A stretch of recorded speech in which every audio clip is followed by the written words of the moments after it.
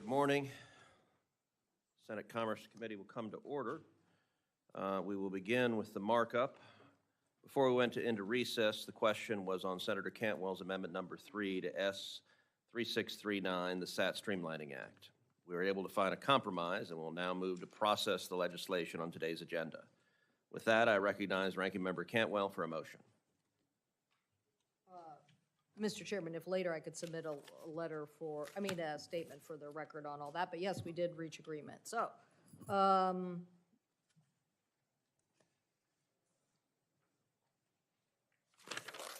move that S 71, maybe changing on board act as amended by Blackburn, substitute as modified S 1898, Orbits Act of 2025, S 2585, MAP for Broadband Funding Act as amended by the Fisher substitute as modified, S 3199988, Lifeline Location Improvement Act of 2025 as amended by the Lujan substitute as modified and Lujan 1 as modified, S 3266 USMMA Athletics Act of 2025 as amended by the Wicker substitute, S 3468 National Programmable Cloud Laboratories Network Act of 2025 as amended by Young 1, S 3639 SAT Streamlining Act as amended by the Cruz-Cantwell substitute as modified, and S 3700 FAA SMS Compliance Review Act of 2026 as amended by the Cantwell substitute as modified be favorably reported. Is there a second? Second. All those in favor say aye. Aye. All those opposed say no. The motion is agreed to, and the bills are ordered to be reported favorably. I recognize Ranking Member Cantwell for another motion.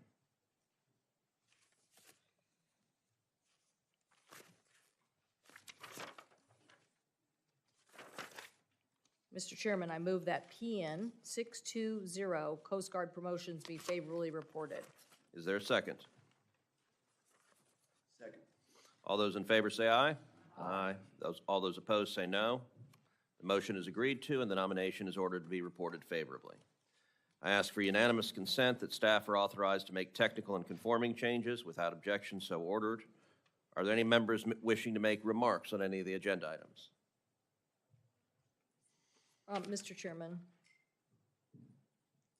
I would like to request on the record for the nomination of Ryan McCormick, PN 73046, that Senator Peters and Baldwin like to be recorded as a no. I would also like to request to correct the record for the nomination of Robert Harvey. Senator Peters would like to be recorded as a yes. Thank you, Mr. Chairman. Without objection. If there are no further comments, that concludes the markup, and we'll move on to the hearing.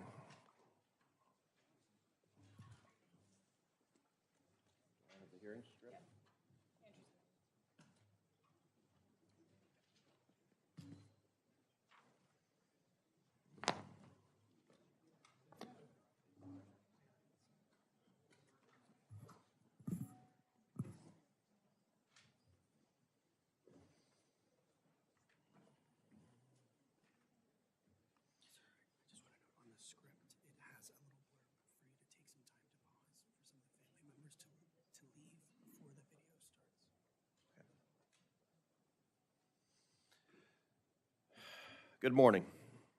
Senate Committee on Commerce, Science, and Transportation will come to order.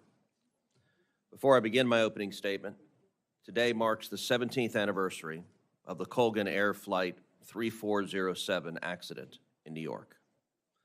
We remember the 50 lives lost as we somberly meet to discuss another deadly aviation accident. Aviation safety relies on the Swiss cheese model to mitigate and manage risk.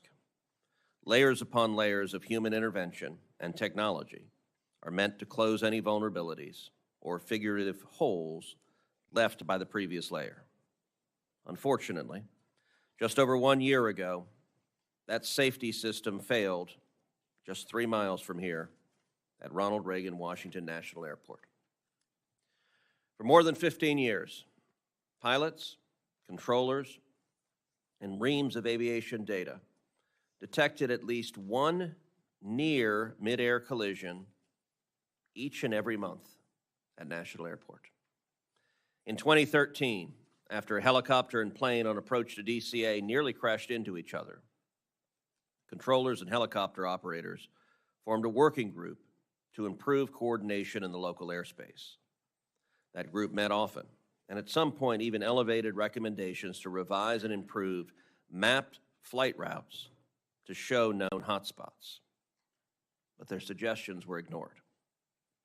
That's one of the many failures uncovered by the NTSB that, had people responded differently, tragedy would have been avoided last year. I want to commend NTSB Chairwoman Jennifer Homendy and all of the NTSB staff for their efforts. They did yeoman's work to complete the DCA crash investigation in just 12 months. In addition to examining the causes of the DCA accident, the NTSB made 50 recommendations to improve aviation safety. One of those recommendations, arguably the most impactful one, should be familiar. For the 18th time, let me repeat that, for the 18th time, the NTSB is urging aircraft in busy airspace to have ADSB on board. Had the Black Hawk and Bombardier CRJ been equipped to receive ADSB location signals on January 29, 2025, the pilots would have been warned of each other's exact position nearly 1 minute before impact. And 67 people would still be alive today. Instead, the CRJ's pilots didn't see the helicopter until a split second before impact, while the helicopter crew, it appears, never saw the CRJ. The NTSB review revealed another major safety loophole.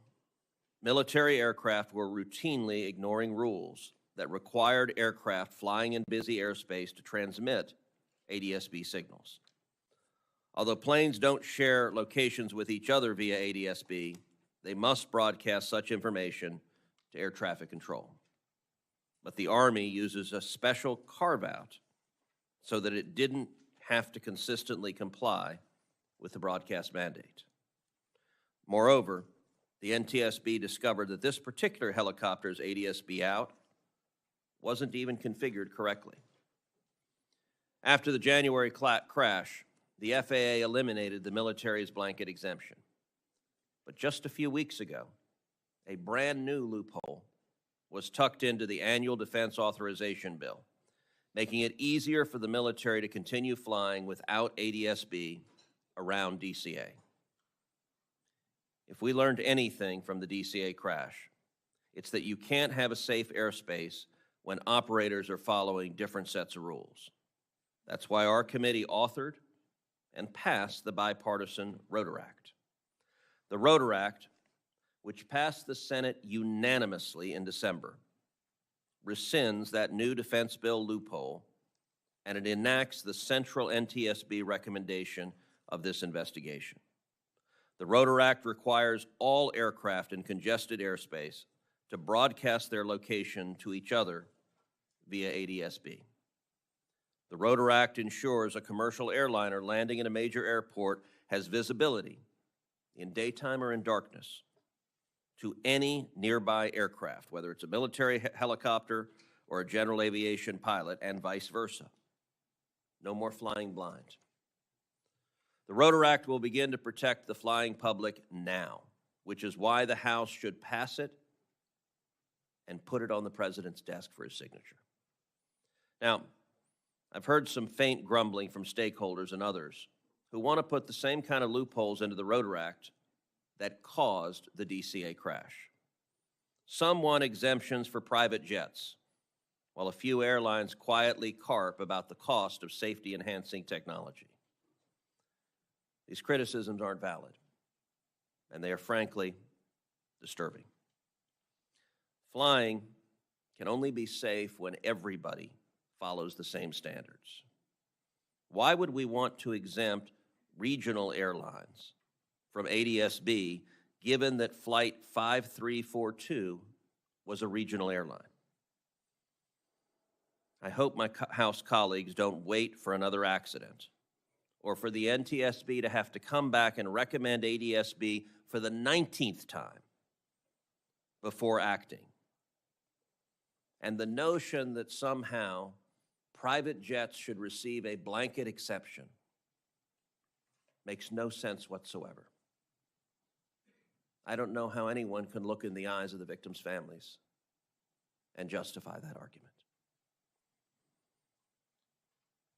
I also hope the House doesn't try to resolve the dozens of other safety recommendations from the NTSB, because we know this particular one on ADSB can start now and save lives.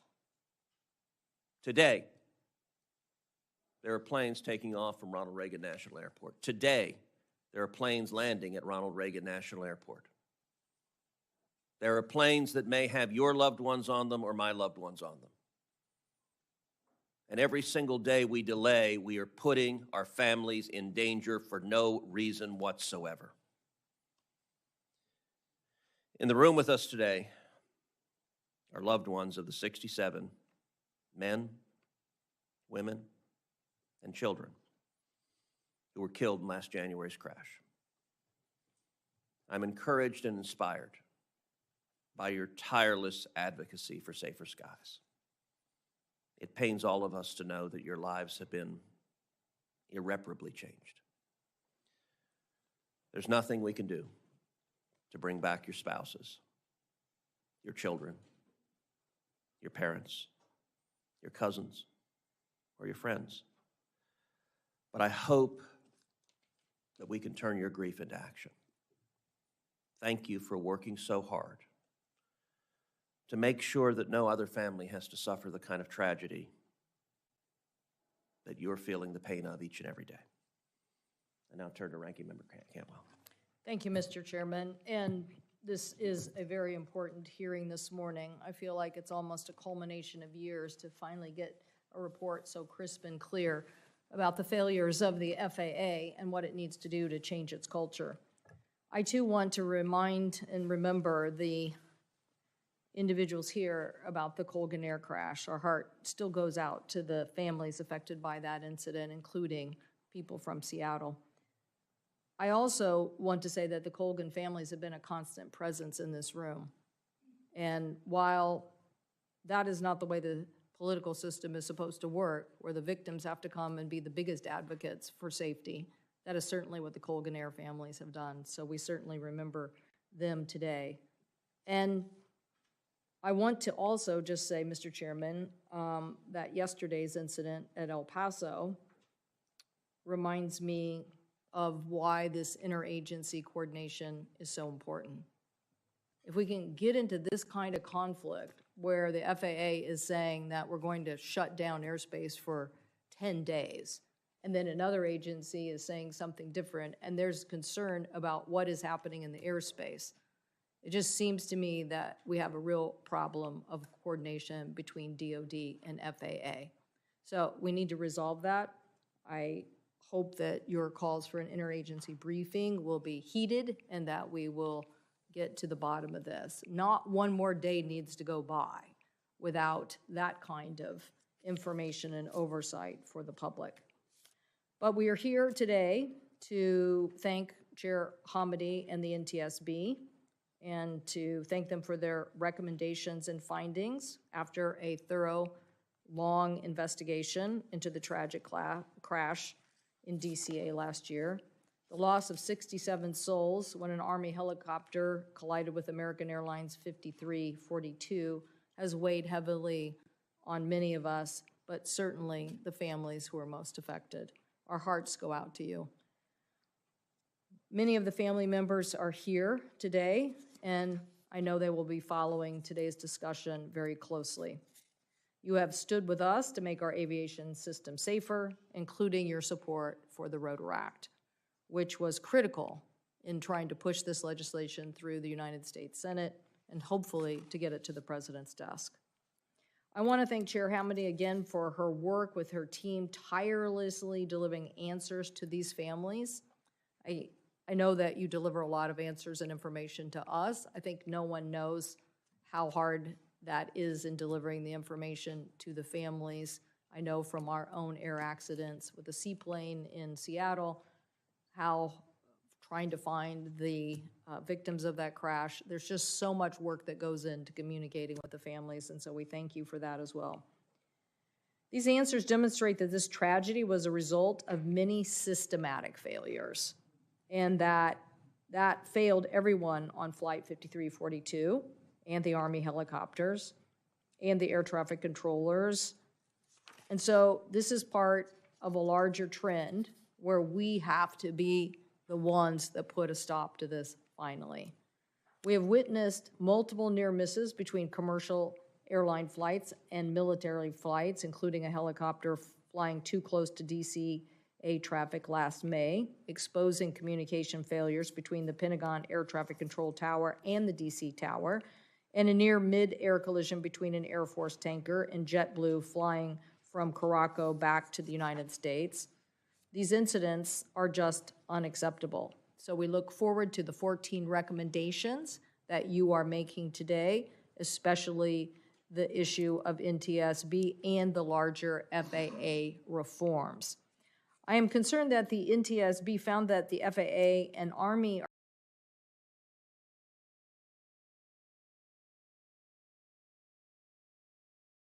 How can a congested airspace rely on see and avoid? Other traffic around National Capital Region, the NTSB found these practices created an unacceptable risk, especially without the help of a key safety technology that we've already implemented in so many other aspects of our airspace, ADSB in and ADSB out. NTSB has also emphasized having TCAS is not enough, not enough. The CRJ pilots did not get air traffic alerts at lower altitudes below 900 feet, and pilot alerts are more limited if ADSB in data is not feeding into the system. Last week, the NTSB issued their 18th recommendation in 20 years on this type of technology, ADSB in and out, that basically is the alert system that we expected in the digital age to be implemented 20 years ago. So recommending that all aircraft are required to fly in a controlled airspace with this to ensure pilots have real-time awareness and traffic alerts both in the air and on the ground is just the last piece of an aviation safety system safeguard that has been recommended for years. And the question is, why hasn't someone been doing it? Money cannot be the answer because the cost of lives has been too great. The Bipartisan Rotor Act also is key in the NTSB recommendations, and it will help to save and strengthen the oversight. NTSB reinforced that the FAA and Army had access to safety data in years leading up to the crash that warned of heightened risk of mid-air collisions in DC, but the FAA failed to act on that, as did the Army. So NTSB's investigation of the DCA collision and the Air Alaska door plug accident showed that the FAA's safety management system has been superficial at best. While the FAA has mandated SMS, a safety management system, which means when you have a safety problem, you have to stop and fix it. That's all that safety management system means. It means you have to stop and fix it. It means don't keep going on production, don't keep going on your system until you fix the safety risk. But if you don't have a real SMS, then it really doesn't stop to fix the safety concerns. That is why the legislation we passed this morning is a start. We will hear from experts about why the FAA needs to do this, similar to the expert witnesses that provided us so much information about the MAX crashes. With the committee's vote on this today, I think we are one step closer, and we certainly know that controllers who voiced safety concerns about helicopter routes and stressful controller workloads were also ignored by FAA managers, so we have to fix this as well. Mr. Chairman, I stand ready to work with you on getting the Rotor Act onto the President's desk. This is critical legislation that will help now, and we also have more work to do because this sequence of events and the events at El Paso show us that we have real communication issues, and we must do our oversight role. So thank you, Mr. Chairman, and I look forward to Chair Hamedy's important testimony this morning. Thank you. I now recognize Chairman Moran for an opening statement. Mr. Chairman, thank you, and I join in supporting and commending your opening statement, you and the ranking member. I appreciate the demands and sentiments that you both expressed. I appreciate the way that you both have carried out this, conducting the hearings of allowing our subcommittee to take a significant role in pursuing safety measures and really directing the leadership, providing the leadership to this committee to take concrete actions to prevent other accidents from occurring in the future. We continue to mourn the losses of the victims. We express our condolences on behalf of citizens of my state. We express our condolences to the members of the family who are present here today and those who are not. We remember the heroism that was displayed on the night of January 29th at DCA at Reagan National Airport as the heroic efforts were made to find and save lives. And I commend NTSB Chair Hamedy and her team for their significant and diligent work. The calls for action that have been made by the chairman and the ranking member, it seems to me that I can't remember the circumstance in which we had the factual basis to be more unified in a response than what we have with the presence of what Chair Hamedy and her team have provided us. In so many instances in Congress, we get this point of view and this point of view, and then we try to hash out who's telling us the truth and what matters in the conversation. And Chairman Hamedy, I can't find a circumstance in which NTSB didn't do its job in a way that none of us should have doubts about the conclusions you reached and the recommendations you have provided. There is no excuse for us not to achieve the goal of those recommendations by passing legislation, and perhaps as important, maybe even more importantly, to insist that once we pass legislation, that legislative effort is rewarded by action by the FAA and others so that it is implemented fully in a way that makes a difference. I've been in Congress enough to see the circumstances in which we often pass legislation. We issue the press release and say we've done something, but we haven't done anything until we've done something, and that means the administration, the execution of those laws have to be fully fulfilled. It's our responsibility in this committee and as members of the United States Senate to turn the conclusions of the NTSB report into action. Congress must determine what steps we need to take following those recommendations, and we need to make sure that the FAA, the Army, and all others are following those recommended and enacted safety measures. Following a year-long investigation, NTSB has affirmed, again, that passing and implementing the Rotor Act could have, and I would say would have, saved lives on January the 29th, 2025. The passage and implementation of the Rotor Act is critical to achieving the safety of our skies. I urge the House not to delay in its passage. The chairman made the point that every day that goes by creates a greater risk for others. If there's something that needs to be addressed in the Rotor Act, don't delay. Let's have the conversation and fix something if there's something missing or wrong. That doesn't mean watering it down. It means fully implementing the Rotor Act as passed, just as soon as we make certain we've got it right. Additionally, Congress must continue to provide the funding that is necessary to further modernize our aviation system, advance new technologies at the FAA. The FAA administrator was in front of us with a roundtable discussion yesterday about implementation of advanced technologies in the system. And we must continue to recruit, train, and support air traffic controllers. No steps back, moving forward, act on the recommendations, and make sure that January 29th never occurs again. Mr. Chairman, I thank you. I appreciate the opportunity I've had to work with you, Senator Cantwell, and Senator Duckworth in this regard. Thank you. Ranking Member Duckworth.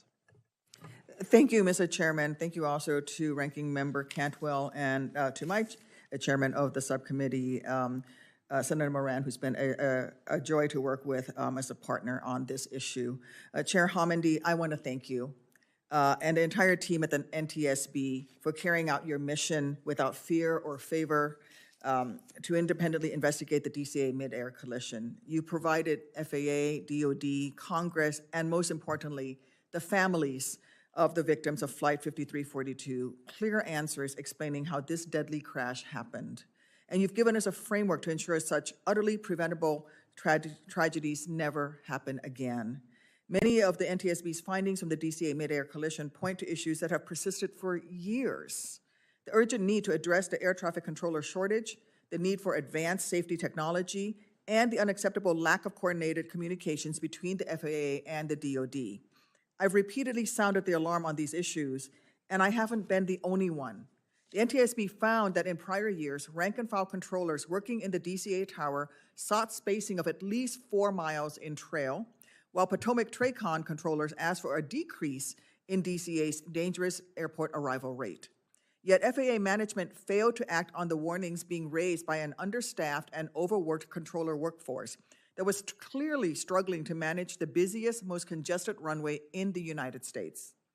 FAA's failure in the face of blaring alarm bells screaming out that it was a matter of when, not if, one of the near misses at DCA would become a deadly tragedy is, unfortunately, emblematic of a chronic crisis that's plagued FAA for years under multiple administrations, and an unacceptable culture of complacency. Chair Homendy, 826 days ago, you sat in that very chair in this very room to testify alongside FAA at a hearing I convened on addressing close calls to improve aviation safety.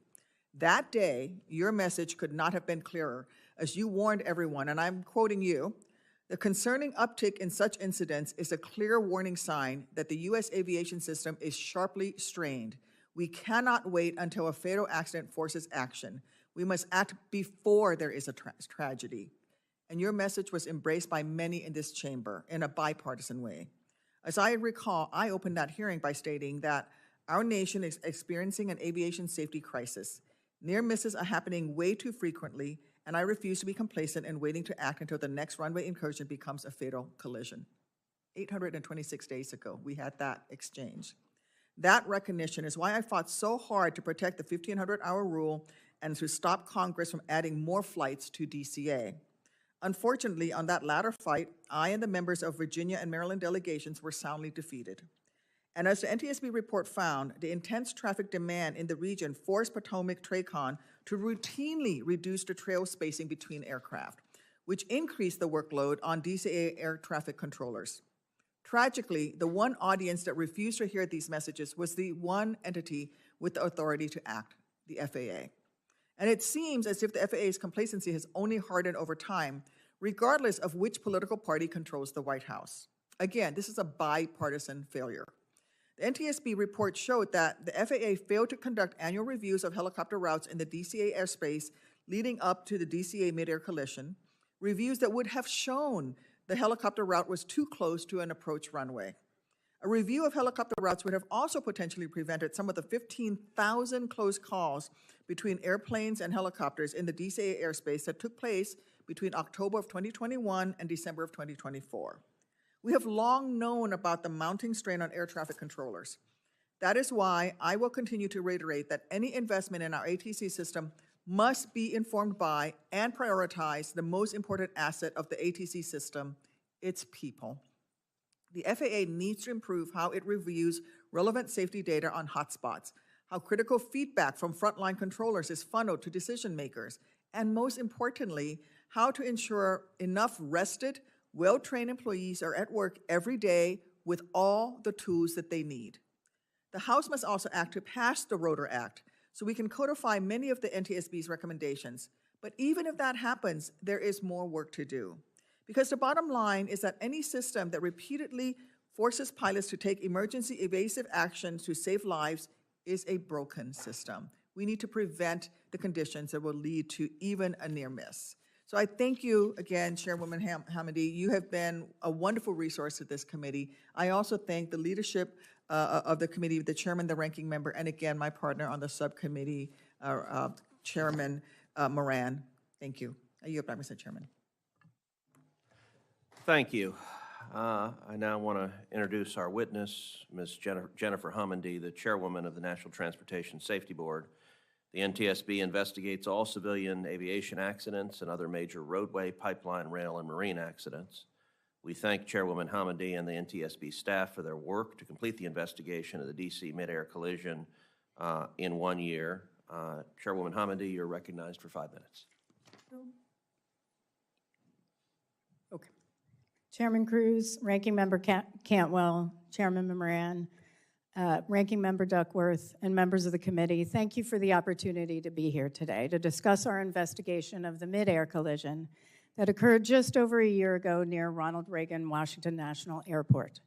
As we discuss NTSB's thorough fact-finding, extensive analysis, and comprehensive safety recommendations, I want to make one thing abundantly clear. We should not be here today. In this room, sitting with us or watching online, are family members of the 67 people who died on January 29th. We are so sorry for your loss. You should not have to be here because, as I've said many times, this was 100% preventable. It was preventable. In fact, now that our investigation has concluded, I can say without a shadow of a doubt that we've seen this before.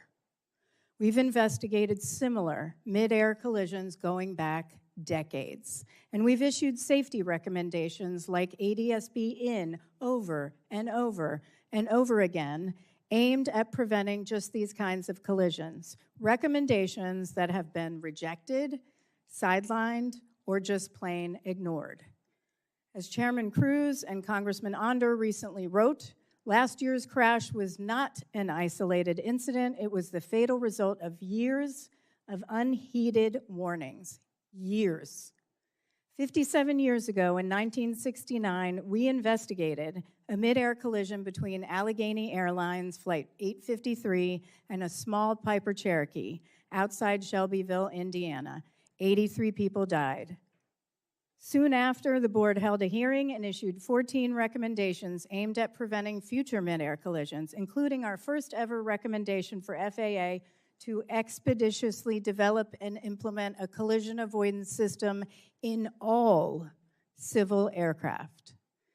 For perspective, that same year, we put a man on the moon. And yet it took another 2 decades and a congressional mandate for FAA to finally implement TCAS. TCAS didn't prevent this accident, but there are technologies that are readily available that could have. If I could pull up my slide, while that's coming up, with ADSB in, and what maybe I'll give it a second. With ADSB in, hopefully it'll come up.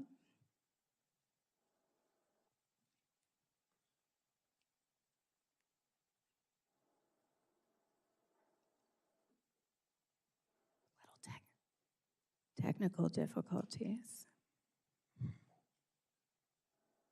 I'll continue on, and when it comes up, I'll explain. With ADSB in... I don't do the AB. Yeah, me too.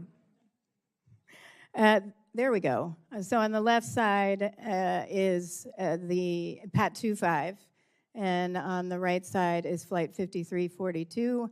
We did a laser scan of exemplar aircraft, and so the gray around is the structure, and then of course you see the night vision goggles on the left side. With ADSB in, the helicopter pilots would have gotten an audible alert if it was in their headset at 48 seconds prior to collision when they were over Haines Point, allowing them to take action. They never got a single alert. They had no idea that 5342 was coming from the left. And we can talk about that in the hearing if you'd like. On the right side, outside, looking out of 5342, the CRJ would have gotten their first alert with ADSB in at 59 seconds prior to collision. Instead, they got a TCAS alert that just said, traffic, traffic. And what they need to do is look out and figure out where that traffic is and take action, which is very difficult to see in many circumstances, and we can talk about why that is too.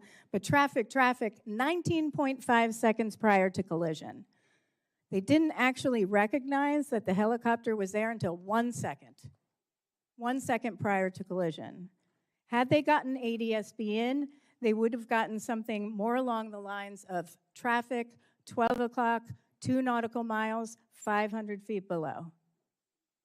Then they could have taken action. What we're talking about here is life-saving information for pilots. It's information.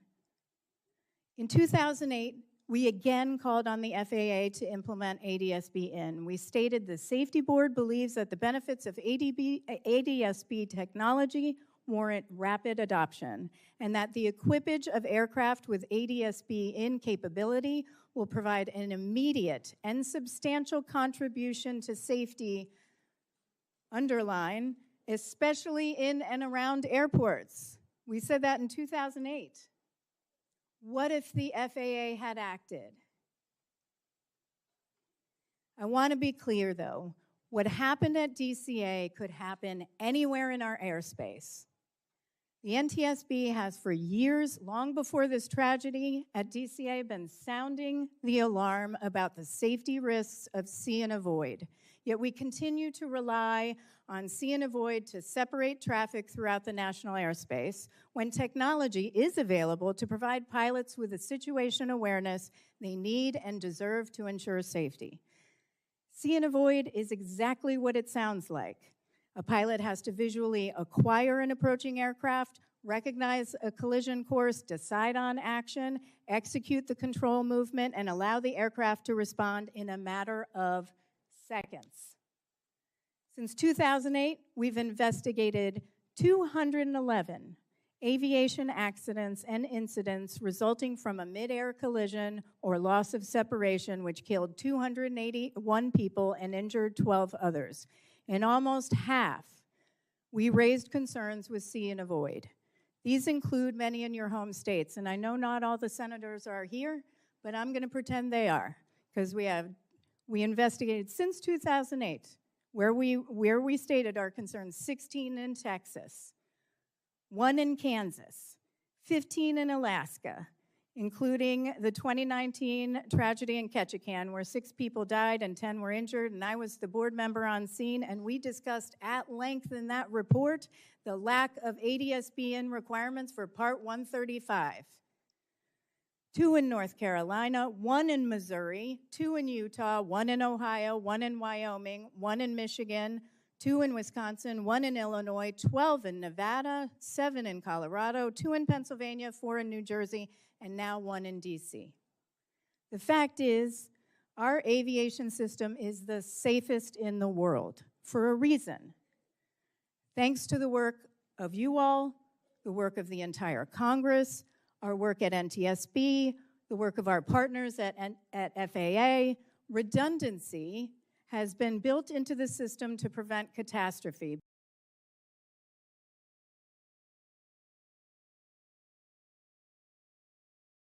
The system is complex, but it is generally safe, which means many, many things have to go wrong for a tragedy like this to occur.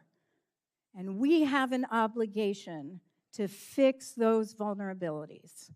The question before us is how many more people need to die before we act? How many more people need to die before we act? I've heard others say it can't be done, it's too expensive, the technology isn't available, the risk is only at DCA. None of that is true. Absolutely none of it. The technology is available with an iPhone or an iPad a headset, this is mine, and a cable, and a few $100s for a receiver. That's what this is, ADSB-in receiver. Even the oldest general aviation planes can be outfitted with ADSB-in. The gentleman behind me from who is the director of our Office of Aviation Safety, he has no electricity in his plane. This is what he has. He has ADSB-in with an iPad. In commercial aviation, American Airlines has equipped its entire fleet of more than 300 Airbus A321 aircraft with ADSB-in. I was in the cockpit to look at it. Flew to Phoenix from here. You know how much it cost them? I asked the COO, less than $50,000 per plane to retrofit. Boeing offers it on new planes. Airbus offers it on new planes. Gulfstream includes it. It is possible. The technology is available, so we can solve this problem and save lives. We should not have to be here, and we wouldn't be if the NTSB's warnings had been heeded. Exactly 17 years ago, Colgan Air Flight 3407 crashed in New York. 50 people died.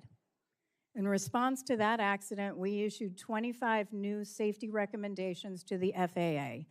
10 were closed, unacceptable action, because they weren't going to do anything about it. In the letters, they told us, don't ask anymore. 1 is open unacceptable. We cannot allow this to happen again. Every single one of the 50 safety recommendations we issued in response to the DCA catastrophe must be acted on immediately. The FAA has had multiple opportunities to implement NTSB recommendations. Time after time, they've declined. Now we need action, whether that's through the FAA, and they can implement a lot of the recommendations we just issued. Some of them are simple, and we can talk about that. Army, Department of War, or an act of Congress. We cannot accept having to be here years from now lamenting yet more inaction. Not only must we do this for the 67 people who died on January 29th, we must do this for all those who lost their lives in accidents that the NTSB has investigated. We must do this for their families. We must do this for future generations. Lives we can still save. Chairman Cruz, Ranking Member Cantwell, Chairman Moran, Ranking Member Duckworth, I am immensely grateful to you and the members of this committee for your robust advocacy via the Bipartisan Rotor Act. Not only do I want to thank you for your incredible leadership, but I mean this from the bottom of my heart. Thank you for your willingness to stand up and do what's right for safety. I look forward to working with you to create a future where no family ever has to endure such tremendous loss. Thank you. Thank you, Madam Chair. In just a moment, Chairwoman Homendy is going to play a short video simulation that the NTSB produced that includes the transcript of the cockpit voice recordings along with air traffic control transmission. And I will say right before this hearing began, the chairwoman played for the members of this committee in the back conference room the video along with the audio of the cockpit voice transmissions. Under federal law, we're not allowed to play the actual voice transmissions publicly. But I will tell you, watching and listening, and for any members that did not see that, I'm certain the chairwoman would be happy to give you the opportunity to see it and listen to it. It is positively horrifying. And watching it and listening to the voices of the pilots makes you sick to your stomach. After watching it, it is indisputable that ADSB in and out could have prevented and likely would have prevented this accident. And we have an obligation to prevent the next accident. I do want to give a moment if any of the family members wish to step out and not watch the video. We certainly understand that, and so I want to give you an opportunity if if you would prefer not to watch it. And Madam Chair, you can play the video now.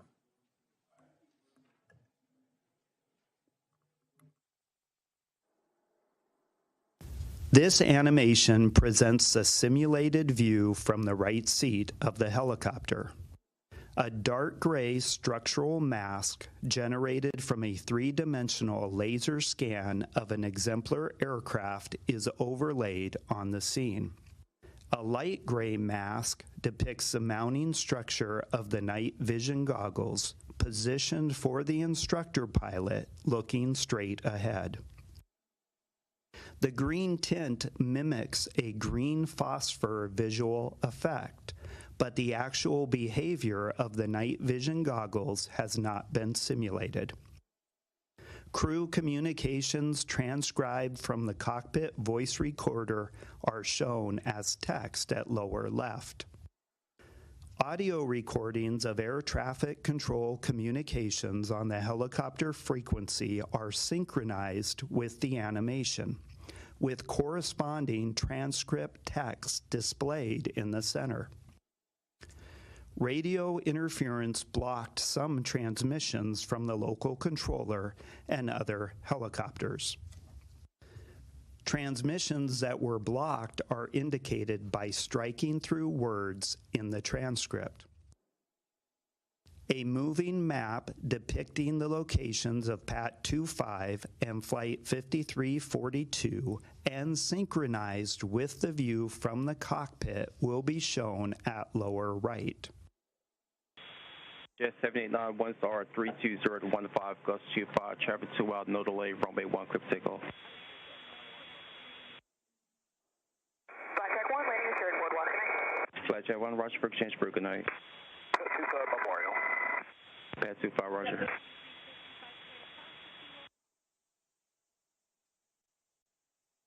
American 3130 Washington Tower 1 star 310 to 14, gust 25, runway 1, clear to land.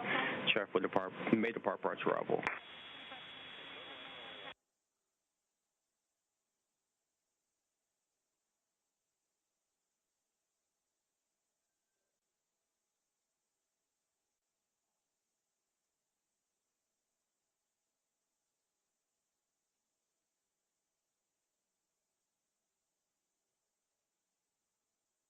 Jet 789, concept on Barge, good day. American 3130, slow the funnel. Pad 25, traffic just off the Wilson Bridge to CRJ at 1,200 feet, circle runway 33. This separation roof.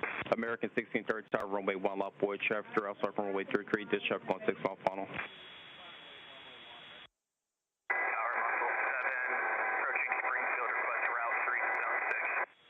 Most 7, stand by. Wish you 5307. Keep rolling out to November, ground port 7. Good day.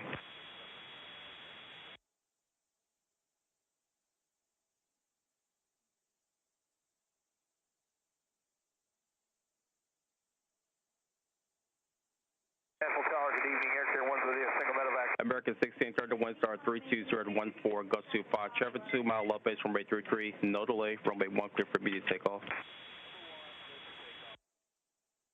Muscle 7 0 request. Most 7, you say route 3 to zone 6. Muscle 7 approved.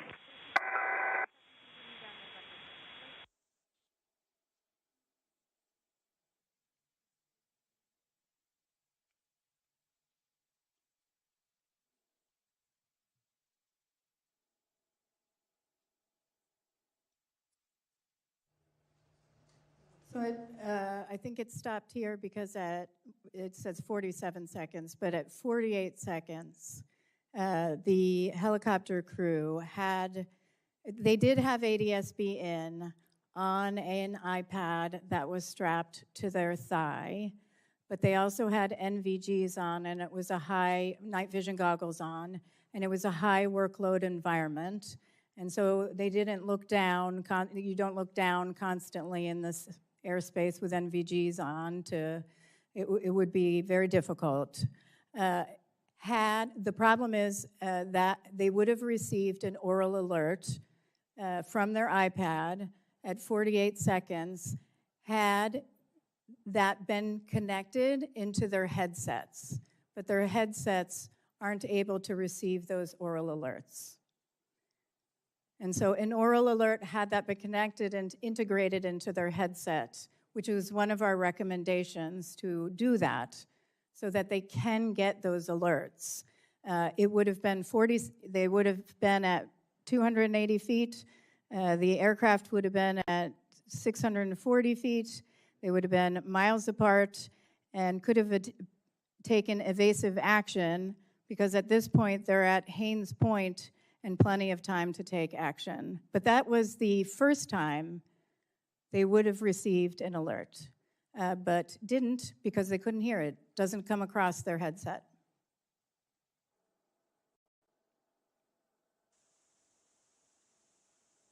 National Tower, good evening. Air 1's with you. Single medevac helicopter 1,000 feet, 29901 on the altimeter. Requesting zone 6 for Fairfax. Medevac Air Carrier 1, Washington Tower, National Altimeter 29990. Approved to Washington class Robert Space Portland, issued at Fairfax. 29990 for Air Carrier 1, copy. Pad 25, do you have CRJ in sight? Pad 25, pass bond is CRJ. This club has a aircraft in sight, precision separation. This separation.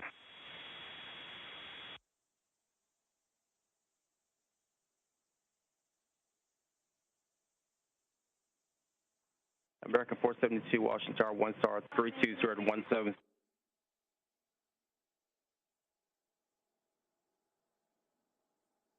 This animation presents a simulated view from the right seat of the CRJ. A dark gray structural mask generated from a three-dimensional laser scan of an exemplar aircraft is overlaid on the scene. Crew communications transcribed from the cockpit voice recorder are shown as text at lower left. Audio recordings of air traffic control communications on the airplane frequency are synchronized with the animation, with corresponding transcript text displayed at lower right. A moving map depicting the locations of both aircraft synchronized with the view from the cockpit is shown at upper left. Jet 789, 1 star, 32015, gust 25, traffic 2 out, no delay, runway 1, clear for takeoff. Clear takeoff, runway 1, no delay, Jet 789. Flight Jet 1, Roger for exchange for good night. Pad 25, Roger. Washington Tower, American 3130 with you, runway 1. American 3130, Washington Tower, 1 star, 31014, gust 25, runway 1, clear to land, traffic will depart, may depart prior to arrival. Okay, clear to land, runway 1, American 3130.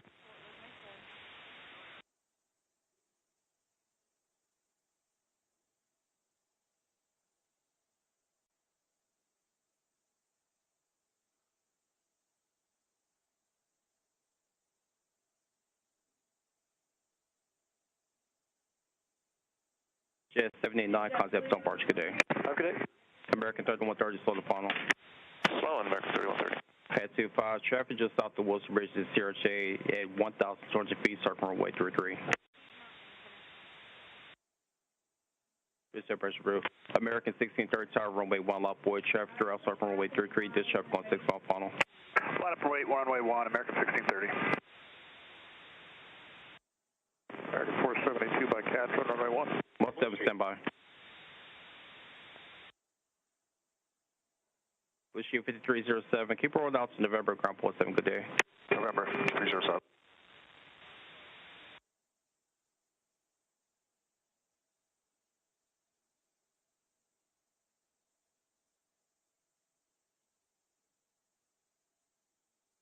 American 1630, 1 star, 32014, gust 25, traffic 2 mile up base from runway 33, no delay, runway 1, clear for immediate takeoff. Number 1, clear for takeoff, American 1630. Muscle 70 request.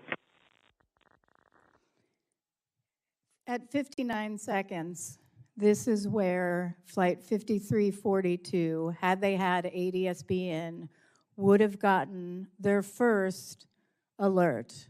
That would have been their first alert had there been ADSB in. And I know there's been statements made, but the helicopter wasn't transmitting ADSB out. Even if this aircraft had ADSB in, it wouldn't have mattered. Because at DCA, you have something called TSB. It's Traffic Information Service Broadcast. They have ground radar stations that take information from transponders and other aircraft in the air that have ADSB and relay it back up to aircraft that have ADSB in. So they would have gotten their first alert, and it would have sounded something like traffic, 12 o'clock, 2 nautical miles, 500 feet below, or low altitude. What you're going to hear in a minute, or in just a few seconds, at 19.5 seconds, is what they actually did hear. And that's, we'll go ahead and play.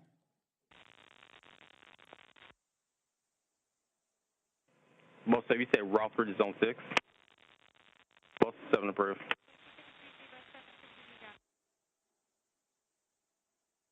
American 4782, Mount Vernon visual 1.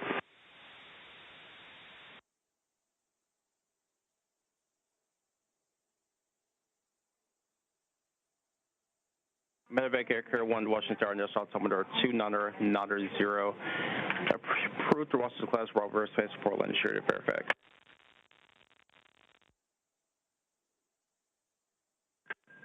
Pad 25, get the CRJ in sight. Pad 25, pass bond is CRJ. This shepherd's.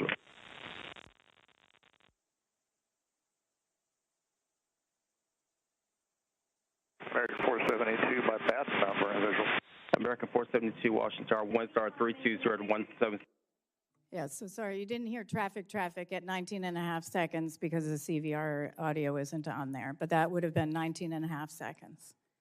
And then at that point at traffic, you're looking out trying to figure out where the traffic is. Helicopters down in the lights. Pilots are told when it's a traffic advisory, you're not to take any sort of evasive action until, because you need to be looking at and acquiring that traffic. Resolution advisories, which is part of TCAS that you can get, resolution advisories would have provided them with a climb, descend, except below 900 feet across our entire airspace, resolution advisories are inhibited, meaning they are quiet. All you get is traffic. What we're talking about is timely information for pilots.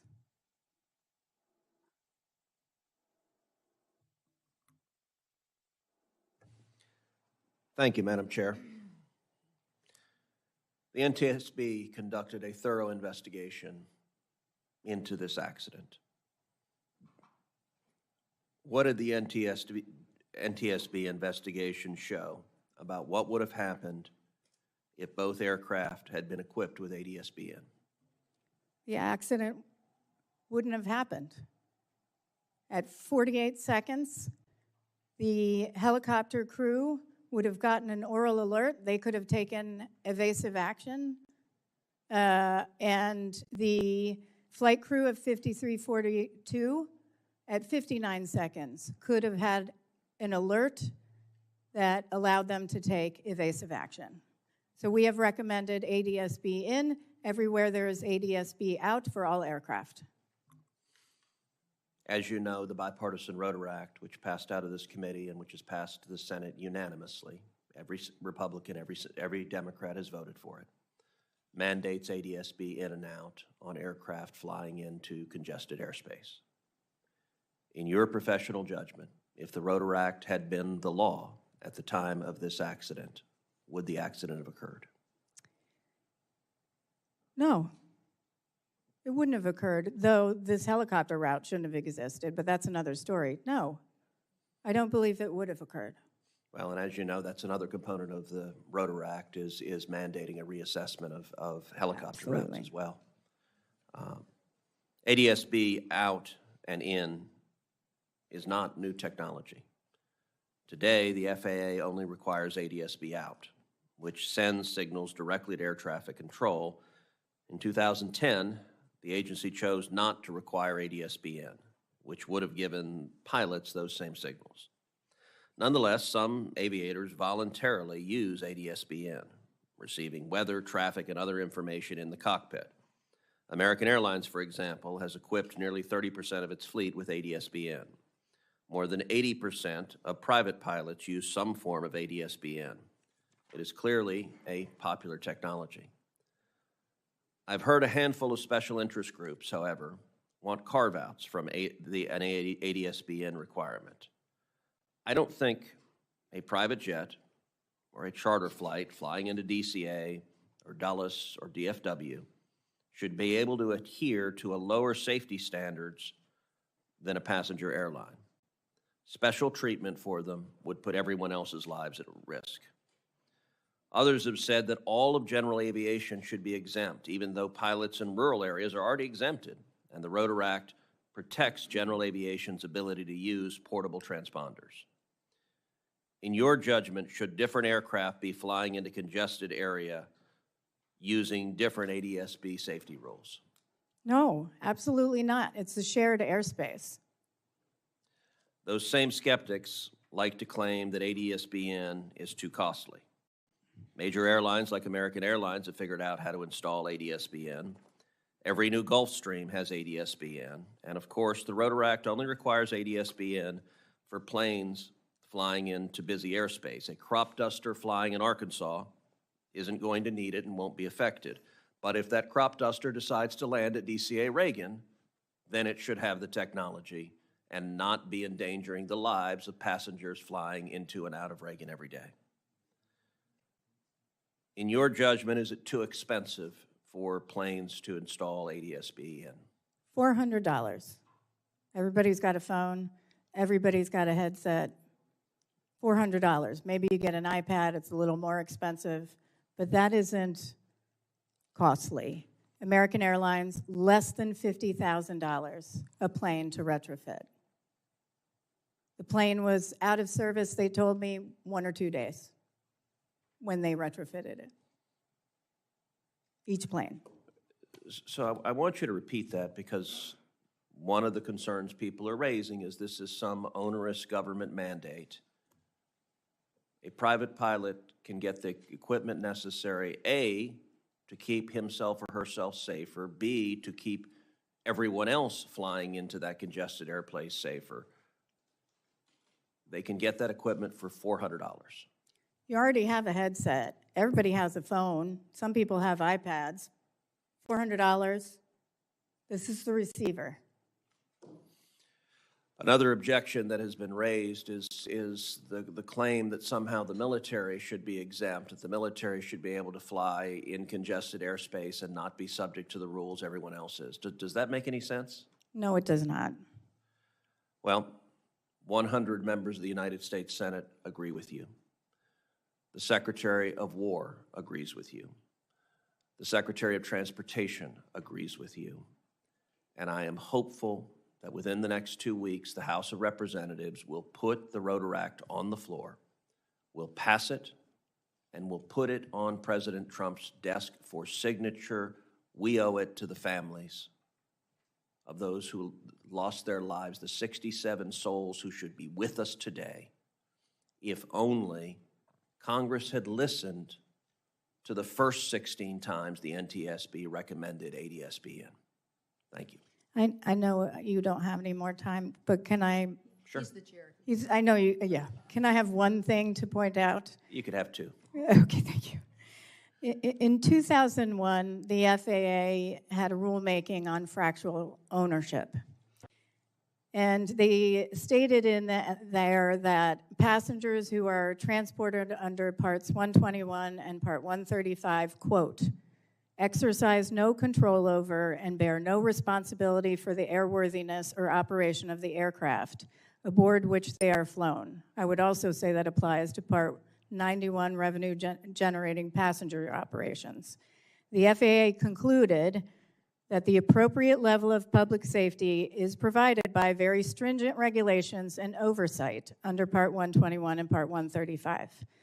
In Ketchikan, in 2019, we stated that aircraft without ADSB do not demonstrate the appropriate level of safety for passenger carrying operations conducted under Part 135 regulations.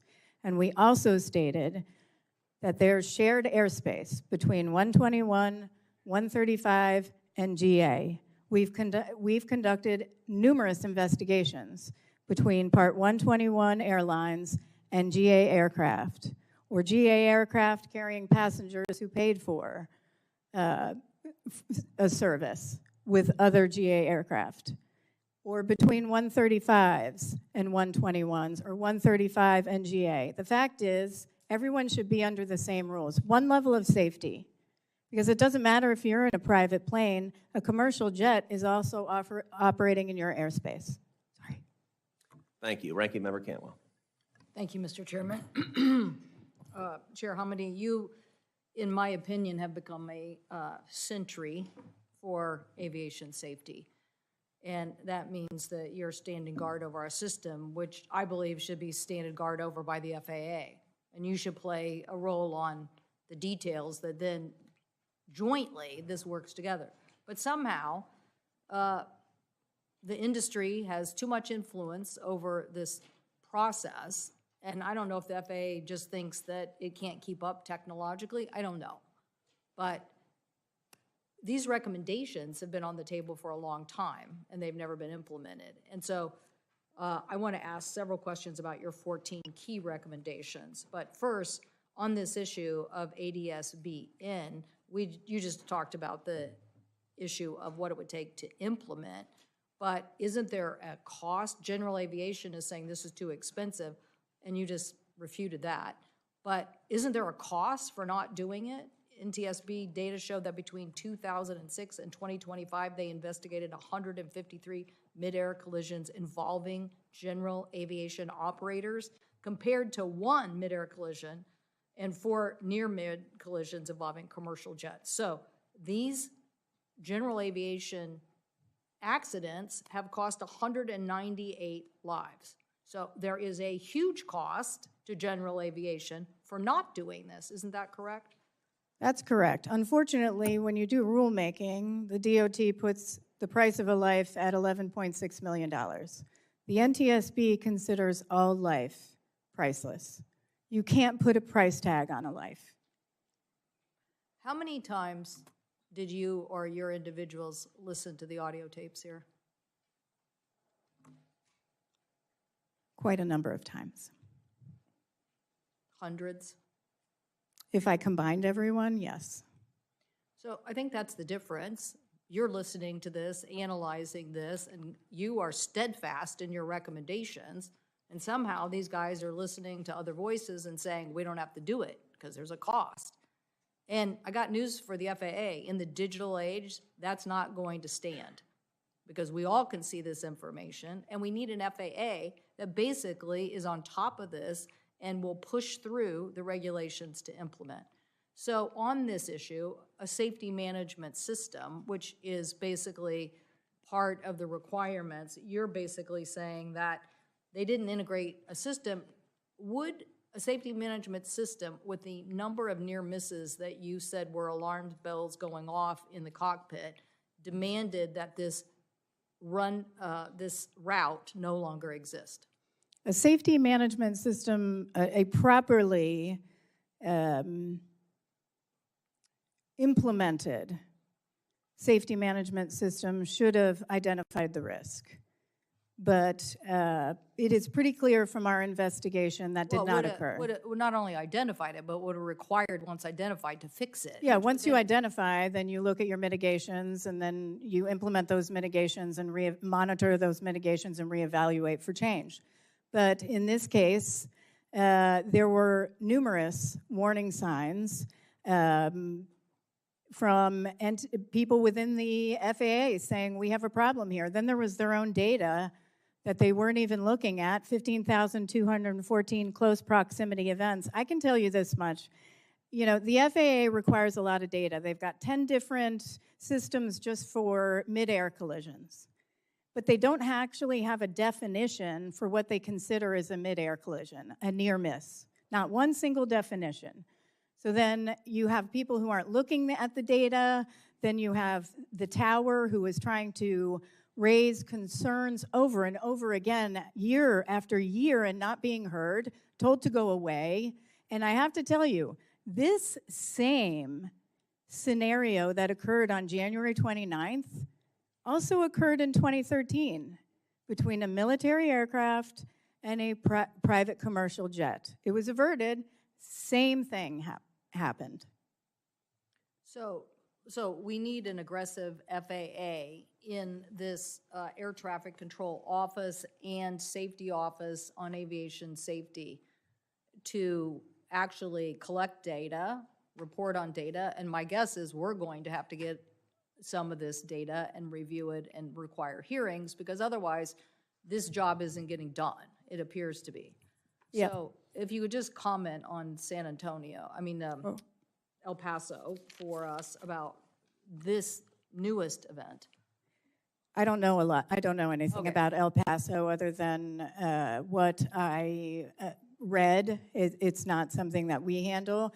However, you know, from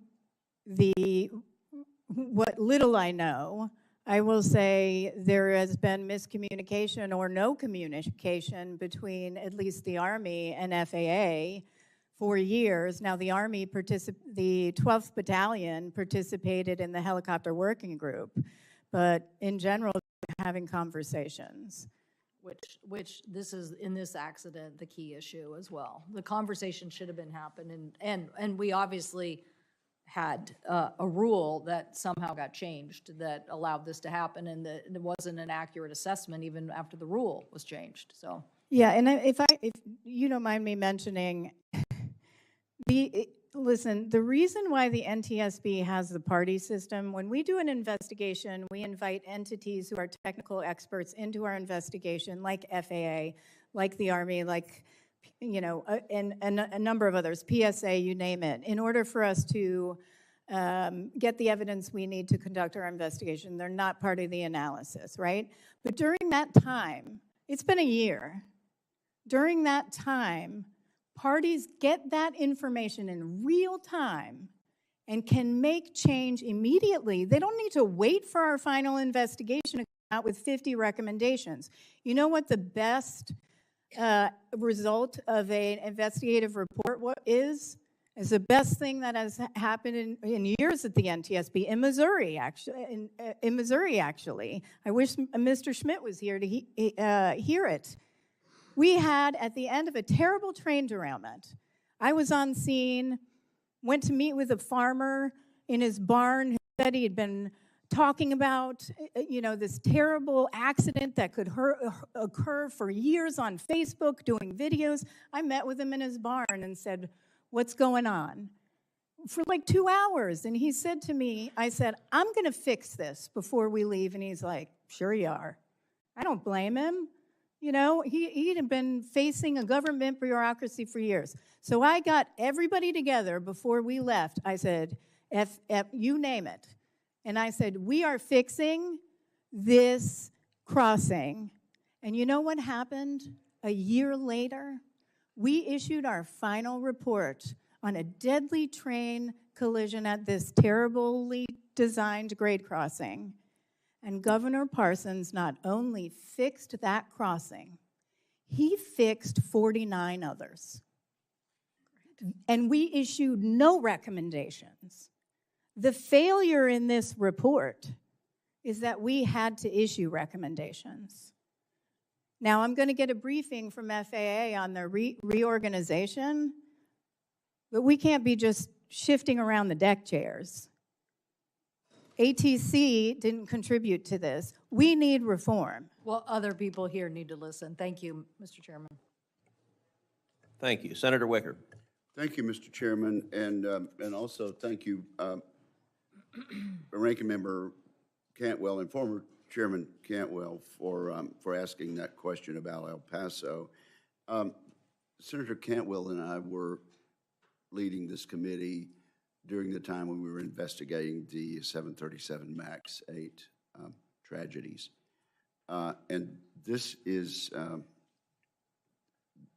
the most heart-rending and gut-wrenching issue that we could possibly ever investigate. And I just don't have the words to tell the families how awful this is and how terrible I realize they must feel. And thank you, Chairwoman Comedy, for your leadership in this. Since the accident in January of last year, what has changed at Reagan National Airport between the FAA, the towers, and the National Guard in the interim before our act can be passed by the House? Well, one thing that did change is that we issued 2 urgent safety recommendations for immediate action in March of this past year, just a couple of months after the accident occurred, calling on the Secretary of Transportation to take action about the helicopter route itself, Route 4. And within 2 hours, it's the fastest we have ever had an entity implement our recommendation. Within 2 hours, he did so. He prohibited mixed traffic between Haynes Point and Wilson Bridge, which is now in an interim final rule before him, but he's continued that prohibition on mixed traffic and has required ADSB out in the airspace. He has authorized additional personnel in the tower. However, the tower is facing some challenges. The numbers are lower because a lot of people are going through training, but a number of other measures need to take place. Oh, sure, but he's done a great job. I understand that, but things have been done within weeks of this accident based on your recommendations. Yes, and I have to say, this was his first day on the job. Right, yes. It was his first day on the job. This will forever stay with him, which is why he is so committed to aviation safety, and he's been an excellent partner on this with us. Now, when you speak to skeptical members of the other body, is it the cost to general aviation that they mention as the only reason they're skeptical about the bill? What other reasons do they give for not readily passing what's been passed unanimously over here? I've heard a number of things. I've heard cost. I've heard aircraft. That would be the cost to the general aviation owners? I've heard for everybody. Cost for general aviation, 135, 121, regional airlines, major airlines. I've heard difficulty in retrofitting, planes being out of service. I've heard privacy concerns. I've heard, and I'm sure Senator Budd is going to raise this, I've heard concerns about tracking aircraft with ADSB out, where some airports and third-party entities are tracking aircraft, especially GA aircraft, to charge them landing and ramp fees, which is something you all can address. Those are the main issues I've heard about. Let me ask you this. On the headsets, it just strikes me as so inconceivable that this helicopter had the ADSB, but the 2 pilots could not hear it on their headsets. Why was that, and how readily could that be fixed? So it can be fixed. We have issued a recommendation for them to have an integrated headset so that they can hear any sort of alerting. But we've also recommended better technology on the helicopters so they're not relying on iPads on their legs while they're in a night vision goggle, high workload environment. I will say the Army has been very responsive. They have completely replaced their helicopters at the 12th Battalion from the old Lima models to the new Mike models. and they have stated they're going to implement that technology. They're still working on the headset issue and haven't quite committed to that, but implement better technology for ADSB in and out by the third quarter of 2027, though they're asking for $500 million. So since you're in charge of that, I will ask for $500 million. And if the chair will indulge me, should the House pass this bill that has now passed unanimously in the Senate, should they pass it next week, how soon could it be implemented? I think certain measures can be implemented immediately. Some measures will take a little bit of time. I don't know how much time, but it would take a little bit of time. And FAA would have to sort some of it out through a rulemaking in that amount of time, like ADSB but in that amount of time, the risk still is in our airspace. So every day that goes by, we face the potential for another catastrophe to occur. Well, thank you for your stewardship of this issue. Thank you. Senator Duckworth. Thank you, Mr. Chairman. As our committee conducted oversight in the aftermath of the tragic DCA crash, I've noticed that the stories from FAA and the Army have gradually evolved over time. Specifically, my sense is that the information provided have come to resemble more of a telling of what should have happened rather than what actually happened. And I fear this pattern is yet another symptom of a complacent culture. For example, NTSB is now officially recommending that FAA and the Army engage in proactive data sharing. The lack of coordination between the FAA and the Army was on full display in May of last year when it was reported that the dedicated direct access line connecting the Pentagon Tower with the DCA Tower had not worked since 2022. Meaning that for more than 1,000 days, not a single soul ever used the hotline directly connecting the DCA Tower and the Pentagon's Army heliport. Now, in the aftermath of this scandal, which itself occurred only months after the preventable deadly DCA crash, FAA issued statements downplaying the impact, implying that the inoperable hotline was really no big deal because, look, controllers could just, and I quote, call each other on the telephone. But FAA cannot hand-wave away the scandal because FAA's Deputy Chief Operating Officer publicly admitted that FAA had no idea that the dedicated hotline was not working for 3 years. FAA had no idea until another Army helicopter incident, less than 4 months after the DCA crash, forced 2 commercial flights to abort landings at DCA. Meaning that after the tragedy of Flight 5342 civil-military collision, not one FAA employee thought, maybe we should test our direct communications line to the Army heliport from the DCA Tower. Chair Homendy, does the fact that the FAA's dedicated direct access line to the Pentagon was literally inoperable for years without anyone noticing serve as an apt metaphor for the sheer amount of work that must be done to improve communications between DoD and FAA? That one's still under investigation by NTSB, but yes, I would agree with that. Just yesterday, the FAA announced a 10-day temporary flight restriction in El Paso, then abruptly reversed it hours later. The conflicting reports that emerged do not inspire confidence that the FAA and DoD have improved their communications either with each other or within their own organizations. In fact, the FAA administrator yesterday, in response to the Chairman Cruz's question about what happened in El Paso, said that Secretary Duffy's tweet about drug cartel drones was absolutely correct, that they knew about the impending, the request for closure of the airspace, but he did not know why FAA actually closed the airspace for 10 days. Chair Homendy, the DCA collision, and now we're hearing it's a party balloon that they shot down, so I'm still waiting to hear what's happening. But Chair Homendy, the DCA collision, the May Pentagon go-rounds, the B-52 incident in South Dakota, and now El Paso showcases a severe lack of coordination.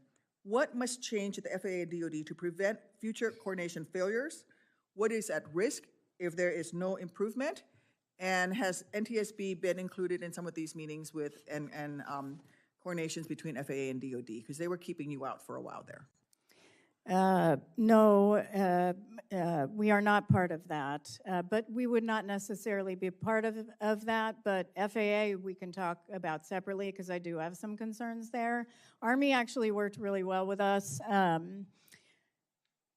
what we investigated was between the Army and the FAA, and there was no communication.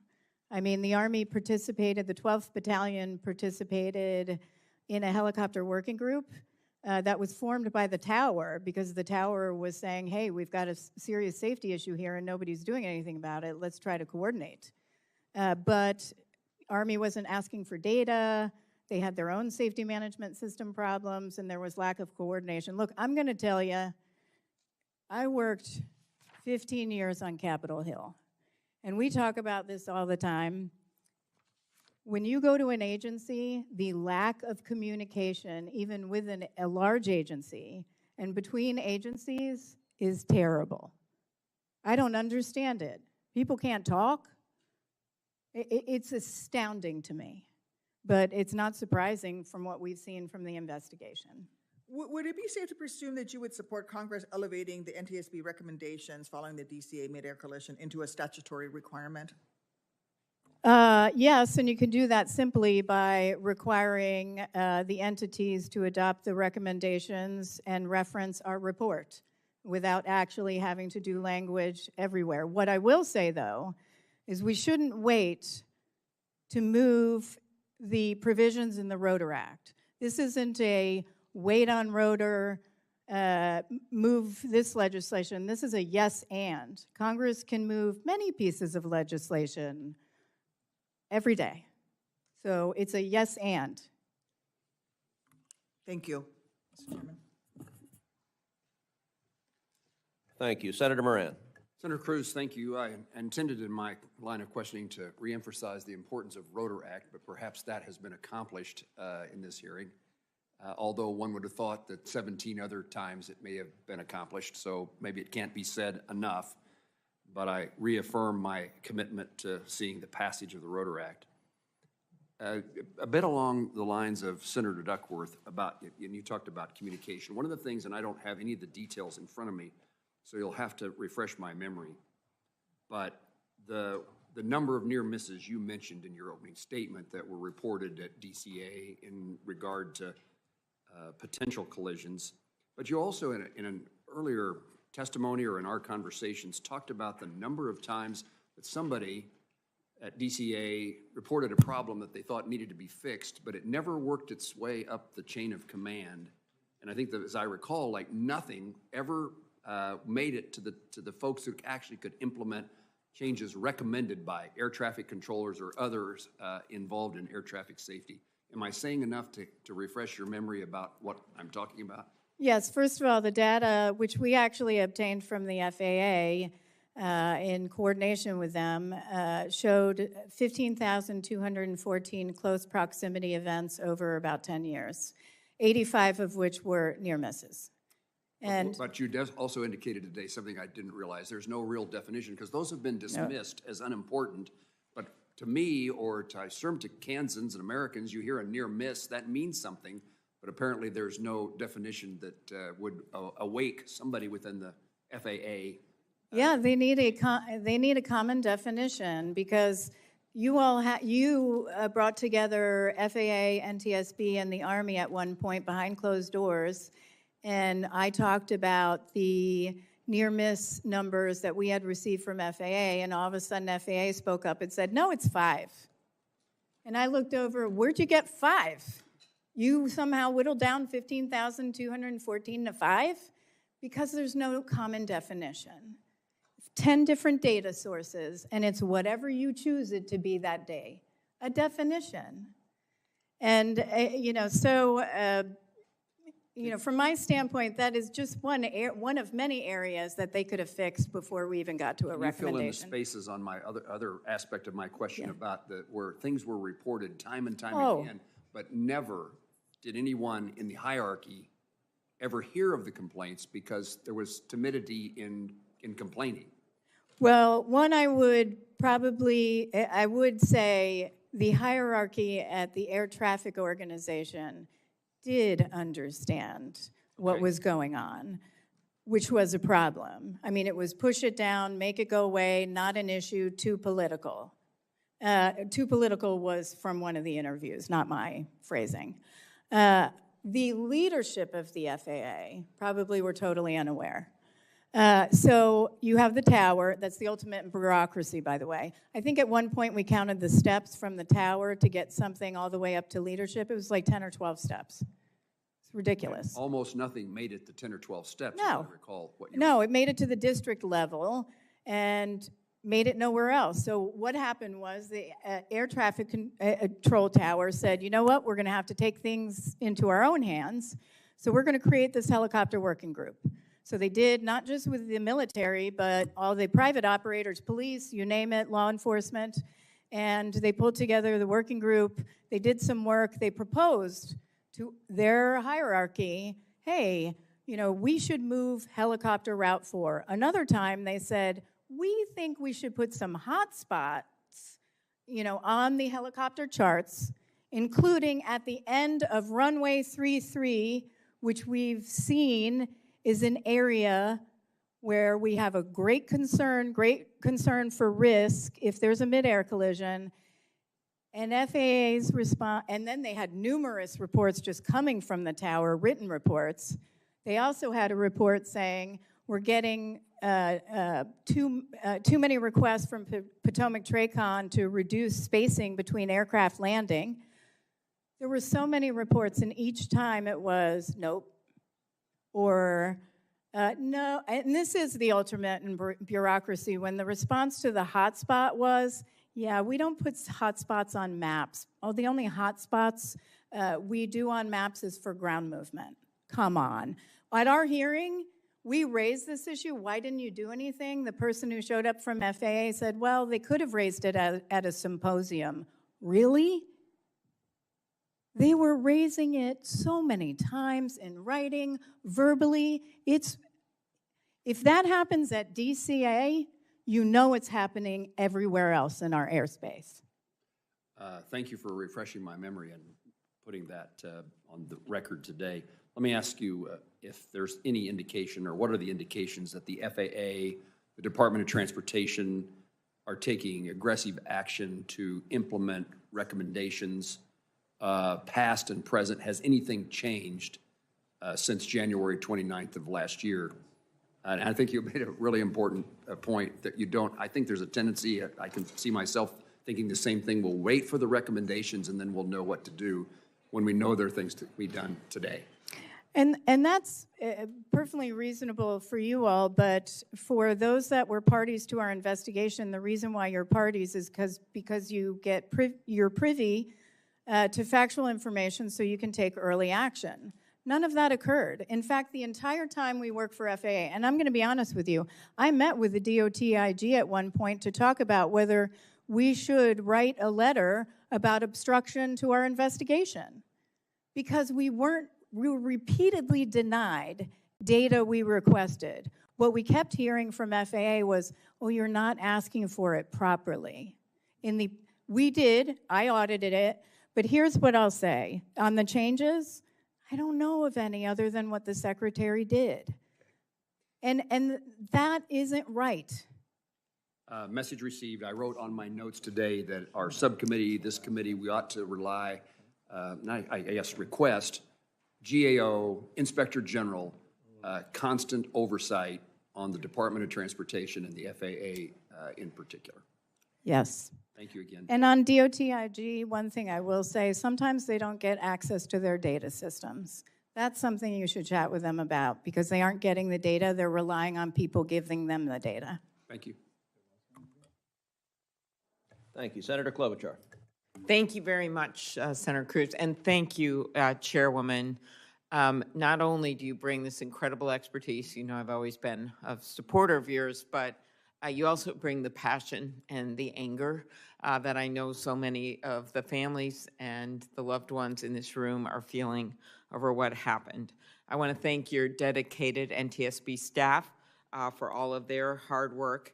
And I want to acknowledge the 67 people who lost their lives, including Wendy Jo Schaefer, a mom of 2 from Mahtomedi, Minnesota.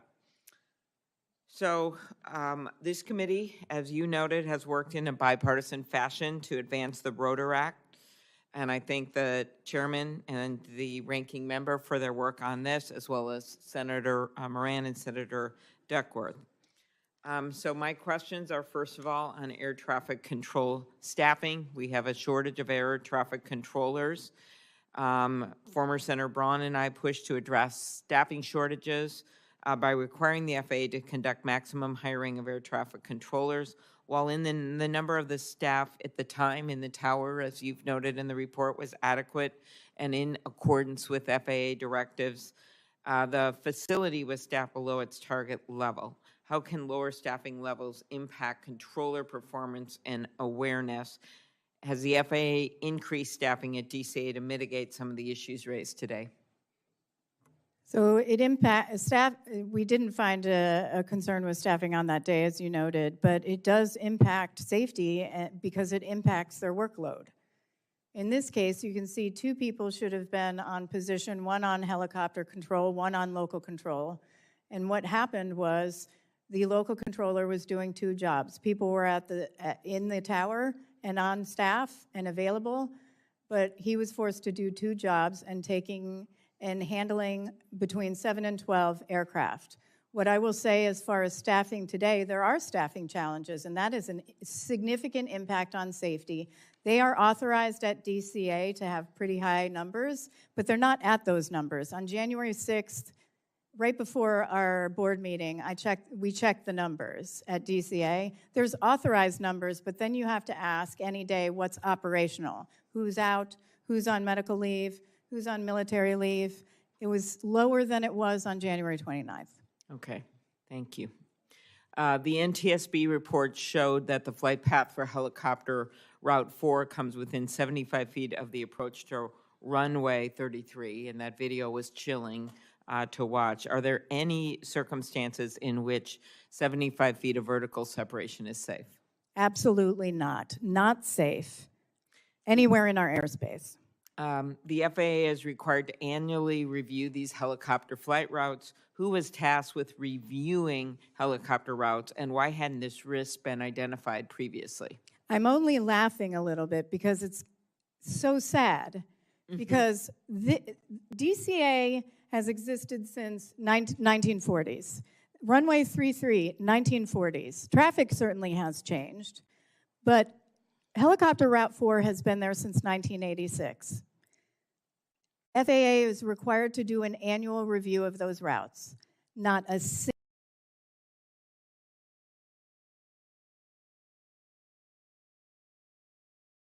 when we asked who was responsible for doing those annual reviews. I think we asked NTSB or FAA.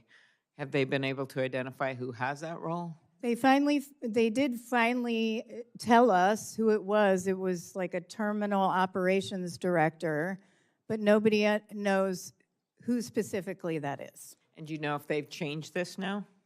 No, I do not. Okay, well, that's a good question for us to ask. Could you talk about how you did this report and got this thorough analysis through all the grief? And as I was watching the video, I was thinking about the hard work of your staff, and I was thinking about the grief of the families, and I was thinking about how every single day they had to come to work, your staff, feeling that weight of what had happened to these families and then still do their jobs. How many staff contributed to this investigation? How many hours? And what is the funding status for NTSB? And you can put it in writing later if you don't have it exactly. Yeah. Okay. It's probably about 50 or 60 staff. I mean, we're only about 415 right now. It's significant. How were we able to do this? The people behind me. I can only advocate like I do and know the facts that I do and do a good job because of them. We are a team. And they put together they gathered 19,000 pages of evidence. It's my duty to read every single word of that evidence because that's our hard work. I mean, it's a lot of work. And while they also have about 15 to 20 other cases, Mr. Shin here, who's behind me, did all the helicopter work, helicopter systems, barometric altimeters, you'll name it, on this investigation. He's also leading the UPS crash as the investigator in charge. Wow. Thank you, Mr. Shin. And So Tom, the personnel, it's been difficult. I mean, it's a difficult year for them, and the shutdown was difficult. It's a strain on all of them, but I have never been more proud of the team than I was on January 27th and every day since I came to the NTSB. Thank you. I just think the findings and the fact that on a bipartisan basis, the chairman and ranking member have worked on this, as you noted, focused on this, along with Senator Moran, Senator Duckworth. I just don't detect partisanship here when it comes to this. And it is such an example of why we're never going to be able to make things better if we don't get to the bottom of what went wrong.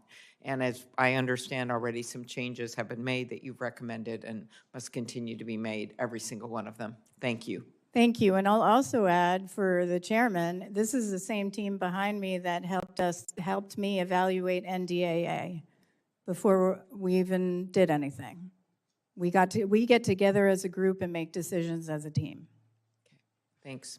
Senator Sullivan.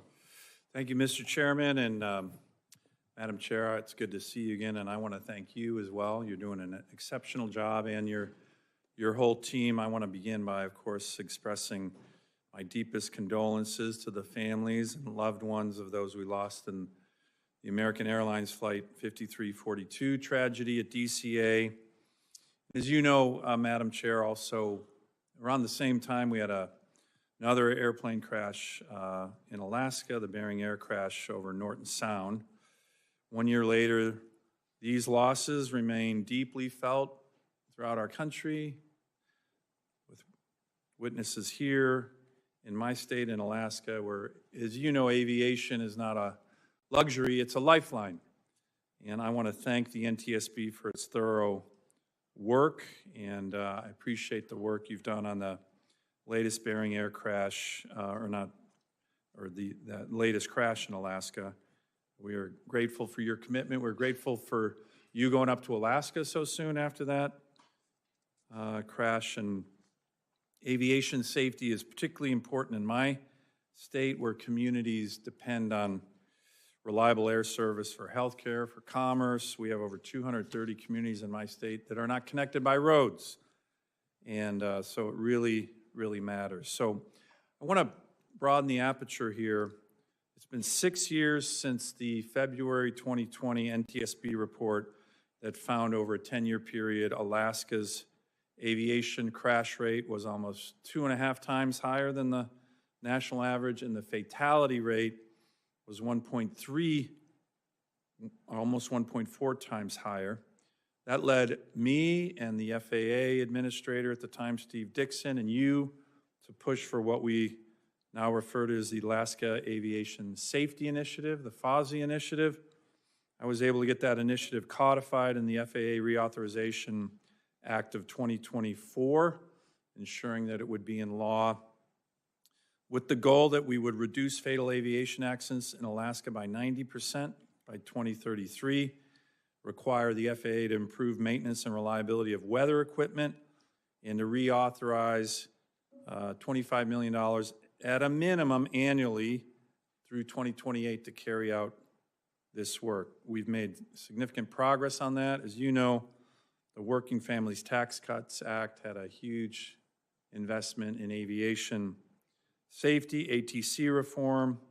A lot of that, about $180 million so far, is going to Alaska. So given the substantial work and funding we've had since 2020 in the NTSB report, would you agree with me that it's time to take a more comprehensive look at where we are with the state of aviation safety in Alaska? And can I get your commitment to work with me on this? Yes, in fact, I will offer, if you'd like, we'll come back to Alaska and would certainly welcome having a robust conversation with you and others about aviation safety and your needs, which are very unique. Good. Well, I appreciate that. Mr. Chair, one of the things I'm going to be working on, and hopefully with the chair's and the committee's help is possibly a field hearing with the chairman of the NTSB, who again, I think is doing a great job with the FAA on the state of where we are in the FOSI initiative. Because what we're trying to do, Can the field hearing coincide with salmon fishing season? if you come, it can. But what we're trying to do is preempt, what Senator Duckworth actually said, which is see our challenges. I did notice, Madam Chair, in your opening statement, you mentioned Alaska with regard to 15 potential near collisions. We did have a collision in 2019 in Ketchikan. 6 people died, in that collision. So, yes, I'd like to have you up and have my constituents see, because I think there's progress, but there's still gaps. And would you agree with that? And, the President, Secretary Duffy did announce a huge investment in AWAS systems in Alaska. I think the President actually announced 170 for my state, which would be fantastic. But we need to work on all elements of that. Can I get your commitment again on that? And are there any things that, from the preliminary look at the Bering Air investigation or your other areas of expertise that relate to Alaska, that you could kind of lay out right now here? Well, we're still well, first of all, yes, you have my commitment on Great, that. thank you. I was the board member on scene for Ketchikan. It was really devastating. Yeah. Bryce Banning was also on that investigation. He's our investigator in charge for DCA. So we're still conducting the investigation on Nome. We hope, I need to check in with the team on when that will be completed. But you have a lot of needs in Alaska, infrastructure. For one of them, resources. I mean, just to see how different aviation is, that you're relying on aviation from everything from mail to prescriptions, life-saving medicine to food. Yeah. And you need to have that infrastructure there so you can get all of that in, whether it's weather, whether it's runway lights, or anything else. Good. Well, I look forward to that. And, Mr. Chairman, I look forward to maybe getting you up there and your team, but that'll be an important hearing. And again, thank you for your work. Thank you for your work on the FOSI initiative. I want to thank the committee on that. We made some really good progress on the Alaska Safety Initiative here in the last FAA reauthorization and the Working Families Tax Cuts Act, which we passed in July. In your work on this, I know it's difficult. And again, to the families who have lost loved ones, we are very focused on making sure this doesn't happen again, either in DC or in Alaska. Thank you. Thank you. Senator Lujan. Thank you, Mr. Chairman. To all the families that are here, thank you for being here. Not just lifting the memories and names of those that you lost personally, but of all 64 that we lost. For reminding us that behind policy, behind these decisions, that there's people. And I want to thank you all for being here. Chair Amity, one of the many findings and recommendations in this report, one that stood out to me is how the lack of communication and coordination between the FAA and the Army contributed to this crash. What's even more concerning is that this lack of coordination apparently has not been resolved. Just yesterday, we saw how the lack of coordination between the FAA and the Department of Defense can lead to widespread confusion. Flights were delayed, canceled for many of my constituents, Senator Cruz's constituents, and others throughout the United States. But it's more than those flights being canceled. It's the worry and the uncertainty that also came from this.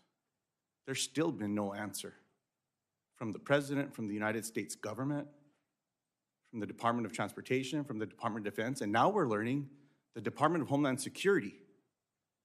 They've all been quiet, and they stand behind what Secretary Duffy said, that it was about a drone incursion.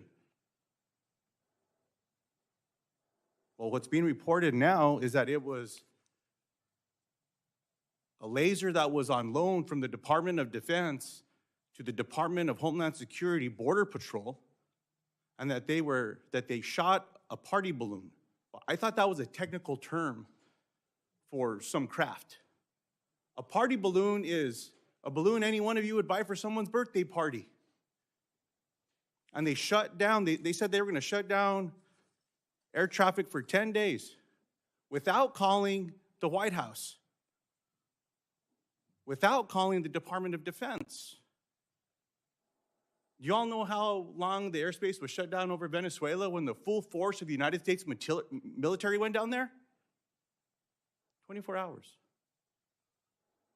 Further, what's being reported is that the FAA and DoD have said that this technology was safe for air travel. It also says that there's accounts that there were DoD personnel on the ground there with Border Patrol. I appreciate Senator Cruz and Senator Cornyn making it abundantly clear that there needs to be a briefing in a skiff. I don't know why there needs to be a briefing in a skiff shooting a party balloon. But it's not just the Department of Defense that needs to be there, the Department of Transportation, the FAA as part of the Department of Transportation, the Department of Homeland Security, and the Border Patrol, and the people that were on the ground that did this. And I want to know why they're not communicating. So my question to you is, are you going to investigate this? Our mandate is to investigate after a tragedy occurs. I appreciate that. Let me ask you a different question. Yes or no, is a lack of federal coordination harmful to the safety of our airspace? Yes. Well, I just asked that as well. My other questions around this, Ms. Hamady, is with what Congress needs to do to make sure that the crash that you are here to share information about does not happen again. The question that Senator Moran asked about how many communications have there been throughout the years, whether it's under a Republican or a Democratic president, it doesn't matter, from air traffic controllers or from anyone else, have been silenced.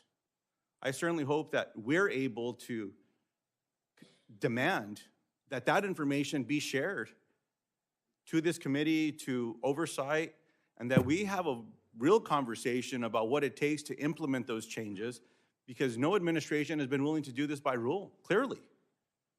From the point that Senator Duckworth made, that even a phone that should be used to communicate is not even being utilized. A few years ago, I was in New Mexico at a site for aircraft that was used to put out forest fires at one of the command centers that is under, I believe, the jurisdiction of the United States Department of Agriculture. And when I was in there looking at this particular tower, they told me the internet didn't work inside the tower. And they were hesitant to tell me. Well, I started calling everyone that I could, and we got a bunch of folks on board. Chairman, I think your office might have even helped with this one. Well, now that tower has access to the internet, and the people in that air traffic tower are a little more safe than they were before it was out. If it's little things like that that are getting in the way of this because someone's being told you have to stay quiet, shame on all of us. And so as I close here, I know I didn't ask many questions in this area. I just certainly hope that we can get to the bottom of this, and that, Chairman, we truly can make things safer, and that we don't forget the names of those that have been lost, not just on this horrific crash, but on the others as well, and that we do something significant in this space. And I look forward to working with you and doing my part. You let me know how we can make this better. But in the case of what's happened in El Paso, southern New Mexico, it's not just a briefing in a skiff. I don't want to hear the spin. I don't want to hear the cover-up. I want to hear the facts. I want to hear the truth. I certainly hope that that briefing doesn't have to take place in a skiff. There should be information that's shared with the American people as to what happened there, because that can't happen anywhere else. We need people coordinating. I'm not suggesting we don't go after bad people or bad things. It's not what I'm saying. But we need to make sure that we're keeping people safe as we're also going after bad things throughout the United States that are endangering all of our constituents as well. Thank you for the time, Mr. Chairman. May I have 10 seconds? Sure. Just, and I don't know, we're not involved in El Paso, but what I will say is we did note the poor safety culture within the air traffic organization. And throughout our investigation, we found numerous people were afraid to talk to us. They didn't want to be formally interviewed. some people actually came directly to me, and that would not be appropriate for me to talk to them in an investigation. So over time, our investigators were able to gain their trust to then interview them, but some people wouldn't provide their names. They were scared. I can't tell you the number of people who were just scared to speak up because they were worried about retaliation. At our own hearing, I had to get everyone to commit to not retaliate. Still, that occurred, but it's not a good culture right now. I appreciate that. Thank you, Chairman. Senator Budd.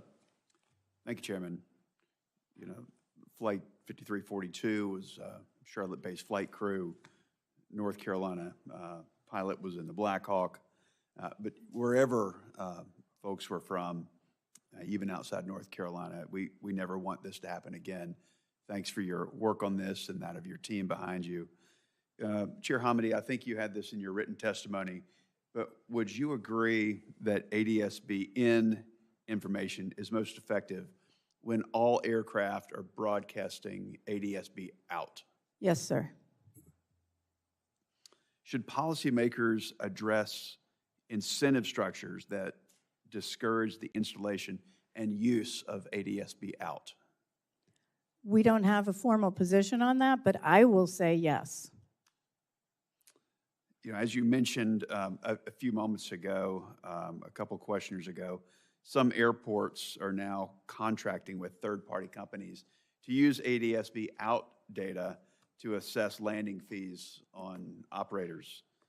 Would you say that this aligns with the intent of ADSB? Absolutely not. ADSB is a safety tool, and it should be used for safety, not as a revenue generator to charge certainly general aviation pilots and others ramp fees or landing fees. That's not how it should be used. It's a safety technology. Do you think using it in a manner that you just described, like to generate fees, would encourage pilots, aircraft owners to have them turned off?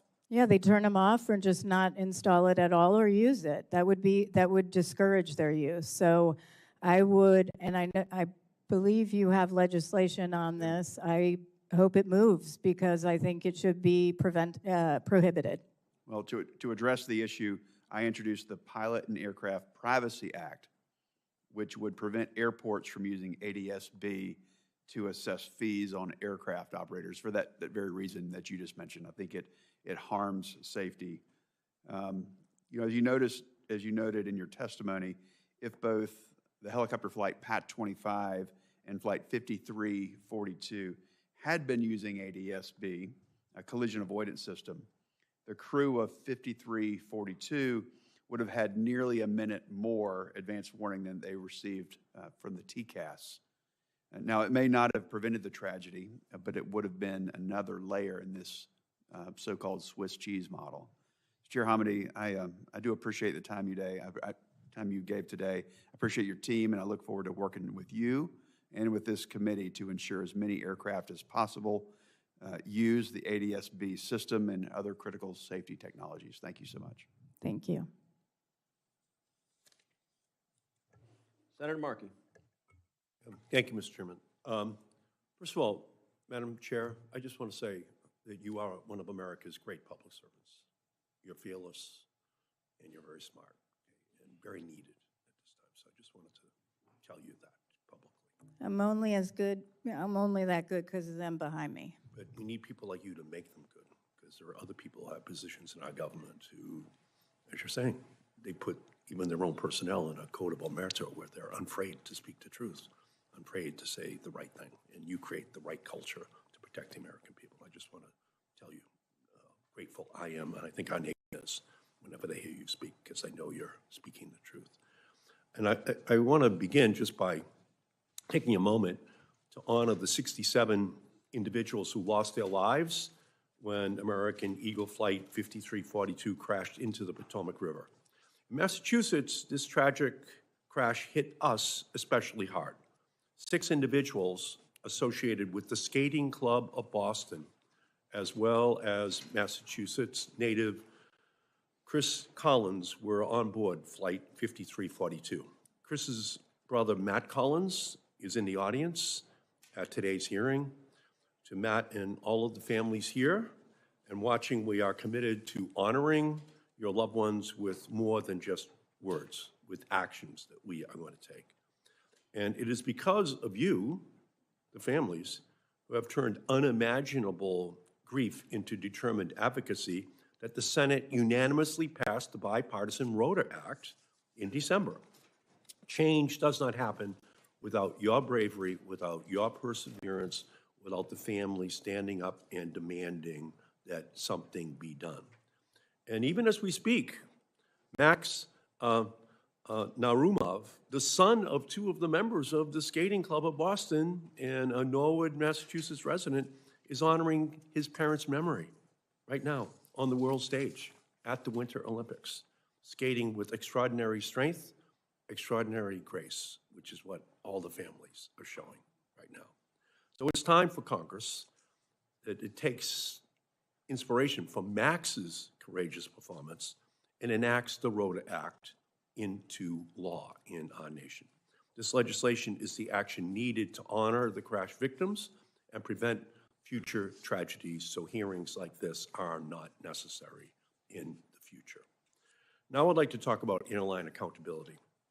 The NTSB's final report concludes that it is vital that all commercial aircraft are equipped with crash avoidance technology called ADS-BN. Despite the importance of this technology, the airline industry has repeatedly said that it would be too costly to implement. So, Chair Hamady, is it true that this technology is too costly to implement? Not by the evidence. American Airlines retrofitted over 300 Airbus A321s for less than $50,000 an airplane and only had them out of service for 1 or 2 days. Yeah, it reminds me when the auto industry used to say, it's too expensive to have airbags. It's too expensive to have seatbelts. We just can't afford it. It makes the car too affordable. You know what the American public said? Build in the safety.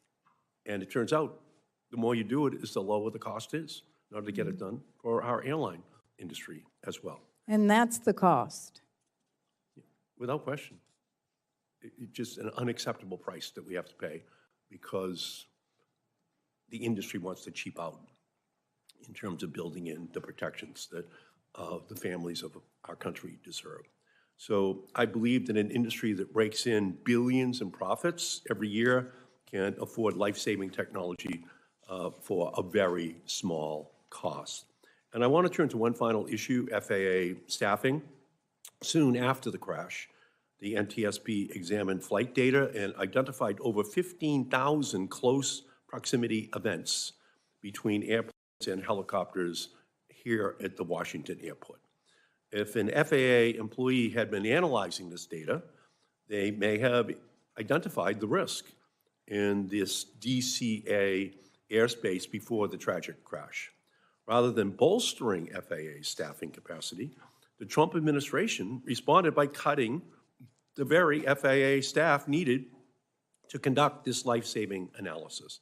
And that's why last July I sent a letter to the FAA demanding answers about its staffing levels and capacity to identify similar risk at other airports in our country.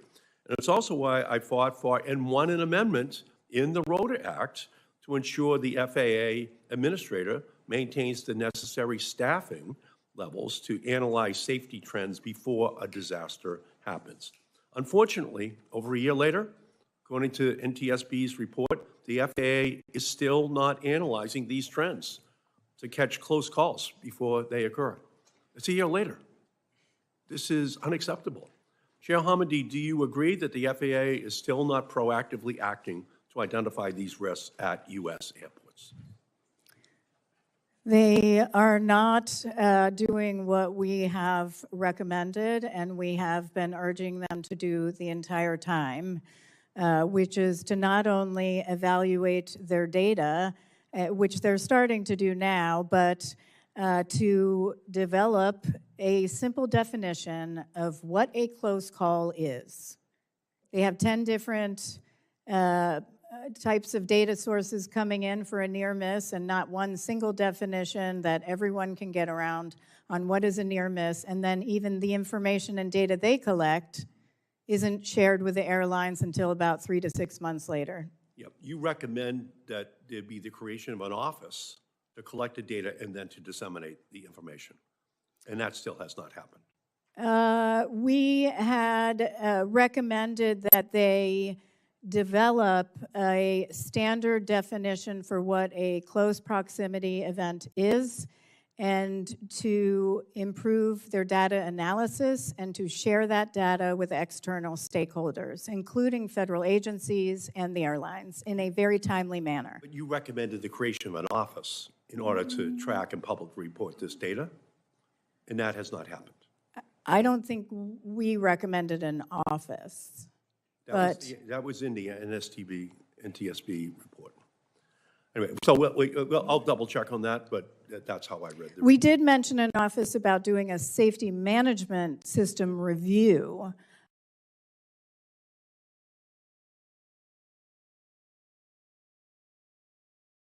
We needed some work done. Thank you, Mr. Chairman, and we must pass this legislation. It's absolutely critical. Thank you. Thank you, Chairwoman Hamady, for your testimony here today, and thank you for the hard work of your team, who does a consistently excellent job. Senators will have until the close of business on February 19th to submit questions for the record. The witnesses will have until close of business on March 5th to respond to those questions. That concludes today's hearing. The committee stands adjourned.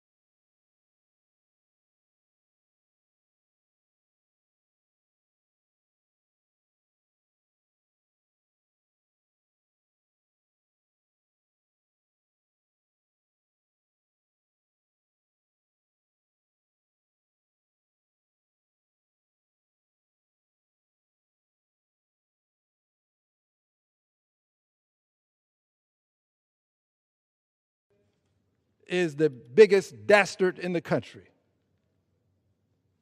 President Donald Trump.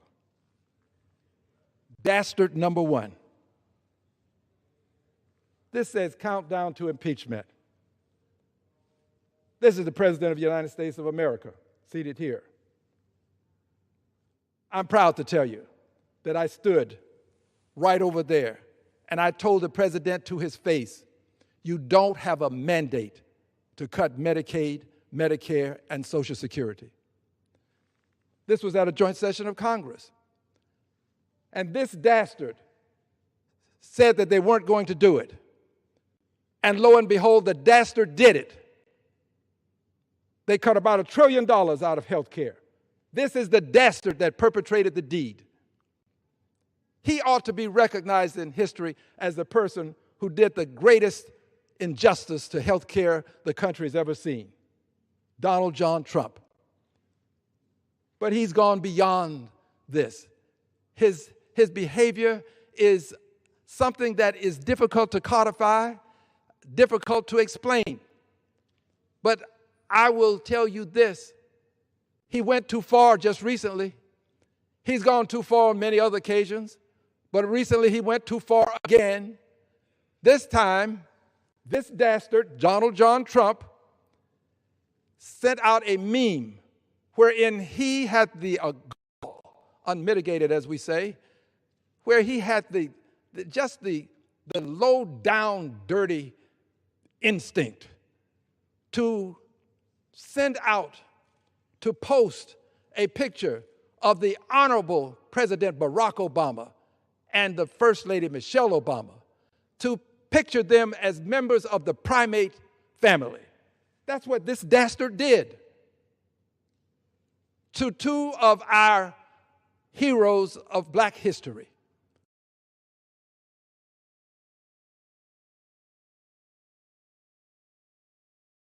History is going to be minimized because we talk too much about slavery.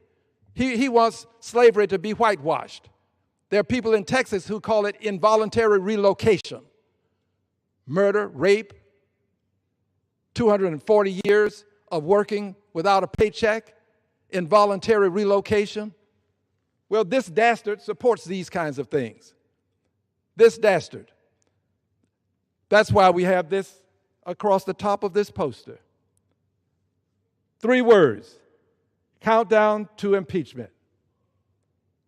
Countdown to impeachment. Yes, Mr. President, I don't speak for anybody but myself. I don't speak for any party. I don't speak for anyone, well, except myself and everybody who agrees with me. That's who I speak for. And Mr. President, not only are you a subject of impeachment, but now Ms. Noem is a subject of impeachment.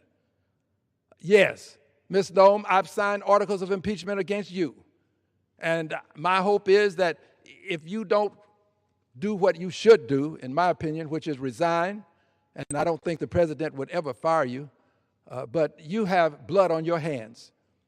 And you have tried your best to cover up what happened when 2 American citizens who were unarmed lost their lives at the hands of the constabulary. You've got blood on your hands. You should be impeached. But you also should go to jail because you tried to cover it up. There is a law that deals with this kind of behavior when you know that a felony has been committed. You know that a felony has been committed, and you don't report that felony, and then you try to cover it up. That's a crime. Somebody ought to check out 18 U.S.C. Section 4. Yes, you've committed a crime. You ought to be locked up. People on the other side are notorious for having said, lock her up, talking about a Democrat. Well, here's your chance to repeat your chant. Lock her up. Lock her up. Lock up Ms. Noem for what she has done. Impeach Ms. Noem is what we should do. But aside from impeaching her, she gets her marching orders from this dastard. He has to be impeached too. We cannot allow this to go unnoticed, unchallenged. I cannot, I say we, and all of the people who agree with me. Now, there are a good many who do not. I don't want to discredit them in any way. But I cannot. So yes, we are in a countdown to another impeachment. I'm going to call this the Black History Month impeachment because I'm going to deal with the racism that this president perpetuates, the racism that he perpetrates, the racism that he places in policies that are harmful to the American public. I'm going to deal with that. And then we'll give people a chance to decide, was it as bad as you say it was? You've been on television talking about how this horrible deed was perpetrated by this dastard. Well, let's see if you really believe what you've said. Andrew Johnson was impeached in 1868 for speaking ill of Congress. So don't say you can't impeach for this kind of dastardly behavior from this dastard. Don't say that you can't do it because we've seen it done. We've seen it done by people who were closer to the drafting of the Constitution than we were. So they probably had a better sense of what impeachment was all about than these so-called scholars who have decided that impeachment has to have so many lofty goals achieved before you should bring articles. Not true. Whatever the House says impeachment is, that's what it is. It's not appealable. It's a political question. It's not something that requires a violation of a statutory law. So if you believe what you have been propagating when you say that this was such a bad thing that the president did with these memes, then we'll give you an opportunity to express that here on the floor of the Congress of the United States of America. I just believe we have an obligation to do this. I don't think that we should stand by, we meaning the people who agree with me. People who don't agree, they'll do what they do. That's okay with me. I'm going to vote my conscience. I ask others to vote theirs. Just vote your conscience. That's all I ask. And if we vote our conscience, I would hope that in the end, maybe not today, but someday. Stevie Wonder has a song where he says, someday at Christmas time. Well, maybe someday in the near future, in my lifetime, this dastard will be impeached. But I guarantee you this, the record will show that at least one member stood right here in this House and read articles of impeachment to remove this dastard from office for the racism that he perpetrates and perpetuates. And for edification purposes, those who tolerate racism perpetuate racism. Tolerate it and you perpetuate it. I will not tolerate it. And of course, there are those who will always say, Al, you stand alone. My dear friends, on some issues, it is better to stand alone than not stand at all. I yield back the balance of my time. Members are reminded to refrain from engaging in personalities towards the president. Under the Speaker's announced policy of January 3rd, 2025, the chair recognizes the gentleman from California, Mr. Kiley, for 30 minutes.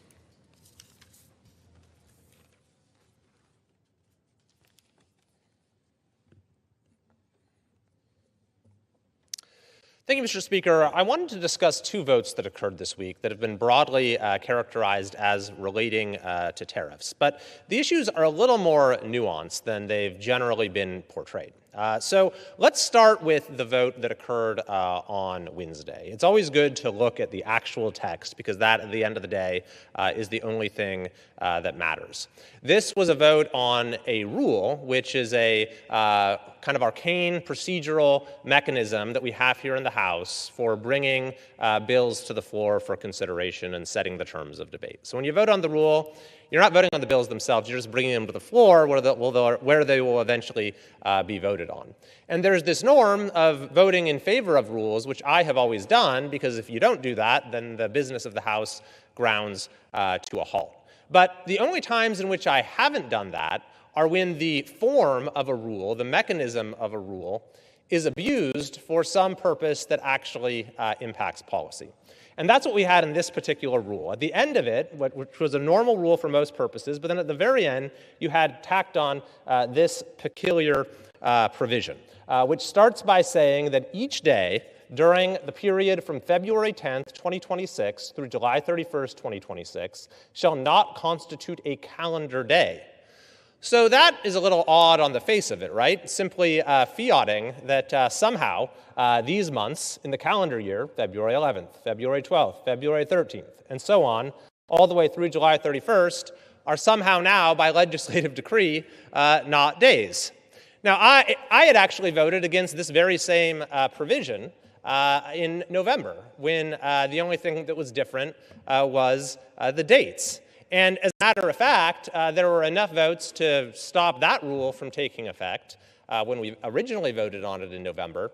But then there was a huddle among House leadership and some of those who were opposed to it. And I won't get into the nature of what was discussed, but you can sort of connect the dots, because after this rule passed, there was then another one that changed the end date, in that case from March 31st to January 30th. So January 30th was set to be the agreed upon end date for this accounting trick. So I was pretty surprised when January 30th comes and goes, and then we get this new provision saying, no, we're actually now going to extend this all the way out to July 31st. But let's go further in the text here. It says that these months shall not constitute a calendar day for purposes of Section 202 of the National Emergencies Act, with respect to various resolutions declaring a national emergency. So the National Emergency Act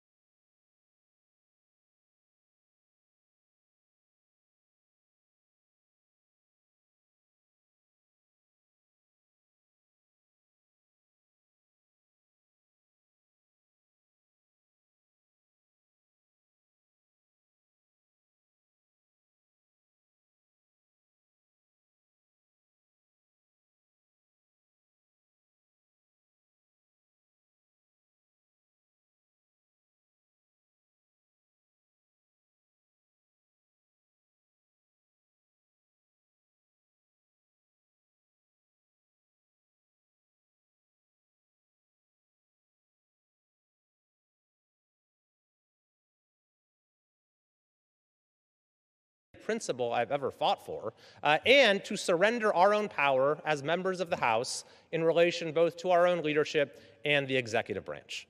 And that is something I was not going to do, and there was bipartisan support that this was not a good idea. So the rule did not pass, meaning that this accounting trick of a day is not a day is no longer in effect. And as such, a resolution has now ripened. Ms. Lyons. No, sir. Why don't we do that, sir? Yes, why don't you do that? So you're obviously, you're not going to pistol whip an individual for fear the weapon's going to go off? Exactly. And so what we've seen consistently is a lot of CBP agents, and in this case, customs agents, that are clearly either violating or putting other people in danger or themselves in danger. And the fact that they're doing that tells me there is a command structure and element that allows that to happen, because we consistently see it all the time on video. And, you know, I have been in those high-stress environments, and if I had seen this consistently done by Marines, I think the Marine Corps would have stopped altogether and said, we need to have a brand new training structure, and or we have to hold people accountable. The fact that this is happening all the time means that you've created a space a command structure that has allowed this because these men feel that there's going to be no accountability. Now, rolling forward, after Renee Good was shot, the agent called her I quote, a fucking bitch on camera. Yes or no? Is this how your agents are trained to act? And I'll go to Chairman Scott, sorry, Chairman, Mr. Scott. No, sir. Is that professional in that regard? I asked this earlier, your weapons, your agents, Director Lyons, are trained in weapons handling, correct? Yes, sir. If you look at the Renee Good shooting, why is the agent holding a camera phone and a weapon at the same time? So, sir, I don't want to comment on the ongoing investigation just because that's still being determined at this time. But could I just go back to one thing, sir, that you mentioned earlier? I want to ask further questions on this. Has there ever been an order to any agents, CBP agents in Minnesota or other place, for them to be recording on their personal phones to essentially be somewhat social influencers or to pass, the media on to up? Has there ever been any orders given for people to be holding or for agents to be recording while they're, doing these stops or engaging with the public? Sir, there's never been an order to do that. Agents have used it as far as if they were going to make an arrest, say, on an agitator. The U.S. Attorney was requiring to have video leading up to the event, so officers have used that for that. For video from a handheld, from a phone? If they had a body camera available, from the body camera or from any type of recording device. But the reason there's a difference is because the body cam is designed for a police officer or law enforcement to engage while still being able to have full scope of knowledge what's happening, be able to detain, be able to escalate if they need to escalate. What I saw and what the world saw for me is the fact that there was an agent that was moving around a vehicle with a camera phone